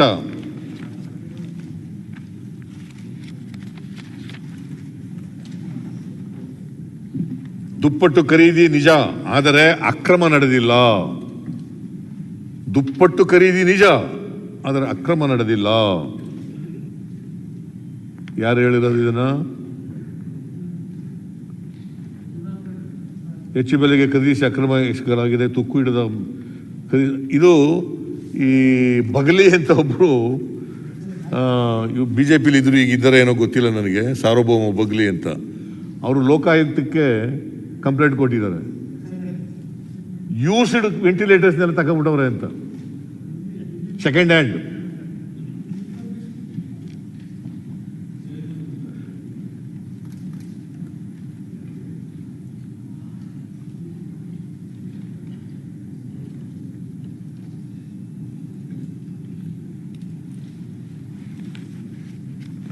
ಹಾಸಿಗೆ ದಿಂಬು ಬಾಡಿಗೆಗೆ 24 ಕೋಟಿ ಬಾಡಿಗೆಗೆ ತಗೊಳಕ್ಕೆ ಅಂತ ಹೊರಟಿದ್ರು. 800 ರೂಪಾಯಿ ಕೊಟ್ಟು ಇಂಟರ್ನ್ಯಾಷನಲ್ ಎಕ್ಸಿಬಿಷನ್ ಸೆಂಟರ್ನಲ್ಲಿ 10,000 ಬೆಡ್ಗಳು ಮಾಡೋಕ್ಕೆ ಅಂತ ಹೊರಟು, ಆಮೇಲೆ ಮುಖ್ಯಮಂತ್ರಿಗಳು ಇಂಟರ್ಫಿಯರ್ ಆದಮೇಲೆ ಬೇಡ ಅಂದ್ಬಿಟ್ಟು ಕ್ರೇಕ್ ತಗೊಳಕ್ಕೆ ಅಂತ ಹೊರಟರು. ಅದರಲ್ಲಿ ಸುಮಾರು 200 ಕೋಟಿ ಭ್ರಷ್ಟಾಚಾರ ಇತ್ತು.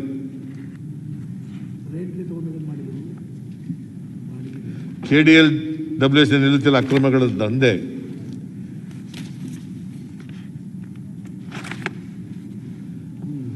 ಹಿಂದೂ ಪೇಪರ್ನಲ್ಲಿ official space CM's wrath over handling a pandemic. ಈ ವಾರ್ತಾ ಭಾರತಿಯವರು ಒಂದು ಎಡಿಟೋರಿಯಲ್ ಬರೆದಿದ್ರು, ಕೊರೋನಾ ಸೋಂಕಿನ ಹೆಸರಲ್ಲಿ ನಡೆಯುತ್ತಿರುವ ರುದ್ರ ನಾಟಕ, ತನಿಖೆ ಇಲ್ಲ. ಆಮೇಲೆ ನಾವೆಲ್ಲ ಇದೆಲ್ಲ ಹೇಳಿದ್ಮೇಲೆ, ನಾನು DK ಶಿವಕುಮಾರ್ ಅವರೆಲ್ಲ ಹೇಳಿದ್ಮೇಲೆ, ದಾಖಲಾತಿಗಳನ್ನು ಪ್ರೊಡ್ಯೂಸ್ ಮಾಡಿದ್ಮೇಲೆ 6 ಜನ ಮಂತ್ರಿಗಳು ಬಂದ್ಬಿಟ್ರು. 6 ಜನ ಮಂತ್ರಿಗಳು ಏನು ನಮ್ಮ ಮೇಲೆ ತನಿಖೆ ಇಲ್ಲ, ಸದನದಲ್ಲಿ ಉತ್ತರ ಕೊಡ್ತೀವಿ.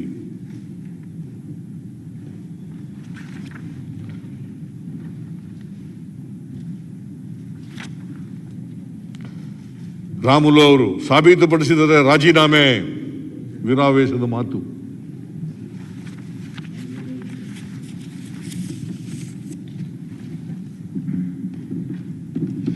ಕೊರೋನಾ ಸಂದರ್ಭದಲ್ಲಿ ಕೃಷಿ ಸಂಕಷ್ಟ, ಏನೆಲ್ಲ ಬೆಳೆದಿದ್ದ ಪದಾರ್ಥಗಳು, ಬೇಸಿಗೆ ಬೆಳೆ ಎಲ್ಲ ಹಾಳಾಗೋಯ್ತು. ನಾವೆಲ್ಲ ನಮ್ಮ ಪಾರ್ಟಿಯಿಂದ ಕೆಲವರೆಲ್ಲ ಹೋಗಿ, DK ಸುರೇಶ್, ಶಿವಕುಮಾರ್, ನಾವು ಎಲ್ಲ ಹೋಗಿ, ಕೆಲವೆಲ್ಲ ಬಹಳ ಜನ ನಮ್ಮ MLAಗಳು ಬೇರೆ ಬೇರೆಯವರು ಆ ಪಾರ್ಟಿಯವರು ತಗೊಂಡಿದ್ದಾರೆ, ಇಲ್ಲ ಅಂತ ಹೇಳಲ್ಲ ನಾನು. ಅವರು ಎಲ್ಲ MLAಗಳು ಎಲ್ಲ ಪಾರ್ಟಿಯವರು ಮಾಡಿದ್ದಾರೆ. I am not confining to my party MLAs only. ಎಲ್ಲ ಕೊಂಡ್ಕೊಂಡು ಪಾಪ ಬಡವರಿಗೆಲ್ಲ ಹಂಚ್ತಕ್ಕಂಥ ಕೆಲಸ ಮಾಡಿದ್ರು. ಇಲ್ಲ ರೈತರು ಇನ್ನೂ ಸಂಕಷ್ಟ ಸಿಕ್ಕಾಕೊಂಡ್ಬಿಡೋರು. ಆಮೇಲೆ ಫುಡ್ ಗ್ರೈನ್ಸ್ ಅಲ್ಲಿಂದ ಕೇಂದ್ರ ಸರ್ಕಾರದಿಂದ ಬರೋದು, ಅದರಲ್ಲಿ ಬೇರೆ ಅವ್ಯವಹಾರ, FIR ಎಲ್ಲ ಆಗಿದೆ. ಏನು ಮಾಡಲಿಲ್ಲ. ಬೆಳೆ ಮಾರಲಾಗದೆ ರಾಜ್ಯದ ರೈತರು ಕಂಗಾಲು. ರೈತರಿಗೆ ಬೆಲೆ ಇಲ್ಲ, ಗ್ರಾಹಕರ ಕೈಗೂ ಸಿಗುತ್ತಿಲ್ಲ. ನಷ್ಟದ ಕೂಪದಲ್ಲಿ ದ್ರಾಕ್ಷಿ ಬೆಳೆಗಾರರು, ಕೊಳೆಯುತ್ತಿದೆ ಕುಂಬಳ, 40 ಲಕ್ಷ ನಷ್ಟ. 700 ಕೋಟಿ covid blow, 700 crore covid blow to coffee planters. 240 ಇದ್ದಂಥ ಬಾದಾಮಿ ತಳಿ ಬೆಲೆ ಈಗ 100 ರೂಪಾಯಿ. ಮಾವನು ಬಾದಾಮಿ ಅಂದರೆ ನಮ್ಮ ಕ್ಷೇತ್ರ ಅಲ್ಲ, ಬಾದಾಮಿ ಮಾವು ತಳಿ. ಕೊರೋನಾ ಭೀತಿಗೆ ಕುಸಿದ ಮಾವಿನ ಬೆಲೆ, ಕೊರೋನಾ ಚಕ್ರವ್ಯೂಹಕ್ಕೆ ಸಿಲುಕಿದ ರೈತ, ಹುಣಸೆ ಹಣ್ಣು ಸಾಗಾಣಿಕೆಗೆ ನಿರ್ಬಂಧ ಉಳಿ, ಅನಾನಸ್ಗೆ ಸಿಗದ ಕವಡೆ ಕಾಸಿನ ಕಿಮ್ಮತ್ತು.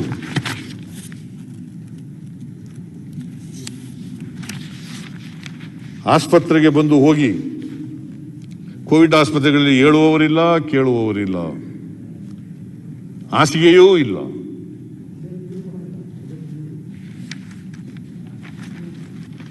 Kinnath High Court staff dice or failure to get hospital admission.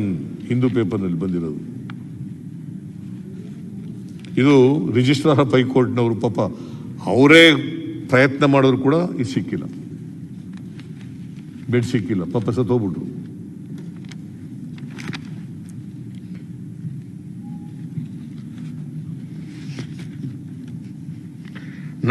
ನಡೆದು ಕಣ್ಣು ಮುಚ್ಚಿತು ಜೀವ. ಗಂಗಮ್ಮ ಅಂತ ಒಬ್ಬ ಬೆಂಗಳೂರಿಂದ ಸಿಂಧನೂರಿಗೆ ನಡ್ಕೊಂಡು ಹೋಗ್ತಾಳೆ, ದಾರಿ ಮಧ್ಯದಲ್ಲಿ ಬಳ್ಳಾರಿ ಆಸ್ಪತ್ರೆಗೆ ಸತ್ತೋಗ್ಬಿಡ್ತಾಳೆ ಪಾಪ. ಅವ್ರ ಊರಿಗೆ ಹೋಗ್ಬೇಕು, ಬಸ್ಸಿನ ವ್ಯವಸ್ಥೆ ಮಾಡಿಲ್ಲ, ಊಟಕ್ಕೂ ಇಲ್ಲ, ಗತಿ ಇಲ್ಲ, ಲಾಕ್ಡೌನ್ ಆಗ್ಬಿಟ್ಟದೆ, ಕೆಲಸ ಕರೆಯವರಿಲ್ಲ, ಮನೆ ಇಲ್ಲ, ಮಠ ಇಲ್ಲ, ಇದು ಆಗ್ಬಿಟ್ಟದೆ. Testing failed to keep up as infection spread in June. Times of India. Corona ಸೋಂಕು ಪರೀಕ್ಷೆಯಲ್ಲಿ ಹಿಂದೆ ಬಿದ್ದ ಕರ್ನಾಟಕ. ದಿನೇ ದಿನೇ ಕಡಿಮೆಯಾಗುತ್ತಿರುವ ಟೆಸ್ಟ್ ಸಂಖ್ಯೆ, ಒಟ್ಟಾರೆ ನಿರ್ವಹಣೆ ಮನೋಧೋರಣೆ ಕುರಿತು ಅನುಮಾನ. ಯಾಕಂದರೆ ವರ್ಲ್ಡ್ ವಿಶ್ವ ಸಂಸ್ಥೆಯವರು, ವರ್ಲ್ಡ್ ಹೆಲ್ತ್ ಆರ್ಗನೈಸೇಷನ್ನು, ಅವರು 10 ಲಕ್ಷಕ್ಕೆ 10,000 ಮಾಡಬೇಕು ಅಂತ ಹೇಳಿದರು. ಈಗೇನೆ ಇವರು 63,000ಕ್ಕೆ ಹೋಗಿದ್ದಾರೆ ಅಂತ ಅನಿಸುತ್ತೆ. ಬೇರೆ ಮಹಾರಾಷ್ಟ್ರದಲ್ಲಿ 1,48,000, ಅದಕ್ಕೆ ನಾವು 7ನೇ ಪ್ಲೇಸ್ನಲ್ಲಿ ಇದ್ದೀವಿ ಅಂತ ಹೇಳಿದ್ದು. ದೆಹಲಿನಲ್ಲಿ ಜಾಸ್ತಿ ನಮಗಿಂತ, ಆಂಧ್ರದಲ್ಲಿ ಜಾಸ್ತಿ, ತೆಲಂಗಾಣದಲ್ಲಿ ಜಾಸ್ತಿ, ಕರ್ನಾಟಕದಲ್ಲಿ ಕಡಿಮೆ. ರಾಮುಲು ಸುಧಾಕರ್ ಸೆಣಸಾಟ, ಇನ್ನು ಸುರೇಶ್ ಕುಮಾರ್ ಕೊರೋನಾ ಪಾಠ. ಯಾಕಂದ್ರೆ ಇವ್ರಿಗೆ ಕೋಆರ್ಡಿನೇಷನ್ ಇಲ್ಲ ಅನ್ನೋದು. ಕೊರೋನಾವನ್ನು ಮೀರಿಸುತ್ತಿದೆ ಖಿನ್ನತೆ, ಕಳಂಕದ ಭೀತಿ. ಇಷ್ಟಾದರೂ ಕೂಡ ಸರ್ಕಾರ ಎಚ್ಚರಿಕೆಗಳಿಲ್ವಲ್ಲ ಅಂತಕ್ಕಂಥದ್ದು. ಇವು ಯಾವಕ್ಕೂ ಉತ್ತರ ಕೊಟ್ಟ ಕಾಣಿಸೋದಿಲ್ಲ ಇವರು. ಇಷ್ಟೆಲ್ಲ ಮೀಡಿಯಾದಲ್ಲಿ ಇವೆಲ್ಲ ಬಂದಾಗಲೂ ಕೂಡ ಉತ್ತರ ಕೊಟ್ಟ ಕಾಣೋದಿಲ್ಲ.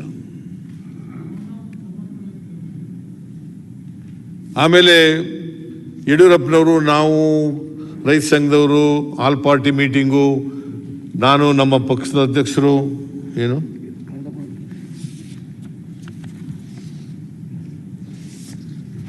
ಎಲ್ಲ ಹೋದ್ಮೇಲೆ ಒಂದು ಪ್ಯಾಕೇಜನ್ನು ಅನೌನ್ಸ್ ಮಾಡಿದ್ರು. ಆ ಪ್ಯಾಕೇಜ್ನಲ್ಲಿ ಸುಮಾರು 760 ಕೋಟಿ, 2,100 ಕೋಟಿ ಅನೌನ್ಸ್ ಮಾಡಿದ್ರು. ಅದರಲ್ಲಿ 761 ಕೋಟಿ, ಸುಮಾರು 762 ಕೋಟಿ ಕಟ್ಟಡ ಕಾರ್ಮಿಕರು ಕೊಟ್ಟಿರ್ತಕ್ಕಂಥ 5,000 ರೂಪಾಯಿ ಕೊಟ್ಟಿರ್ತಕ್ಕಂಥದ್ದು. ಅದನ್ನು ತೆಗೆದಾಕಿದ್ರೆ ಇನ್ನು ಉಳಿಯೋದೆಷ್ಟು? 1,300 ಕೋಟಿ ಪ್ಯಾಕೇಜ್. ಅದು ಯಾರ್ಯಾರು ಕೊಟ್ಟರು ಇದನ್ನು? ಇದೊಂದು ರೀತಿ ಕಂಡೋರ್ಸೋದು. ನಾವೇ ಹೇಳ್ದೋ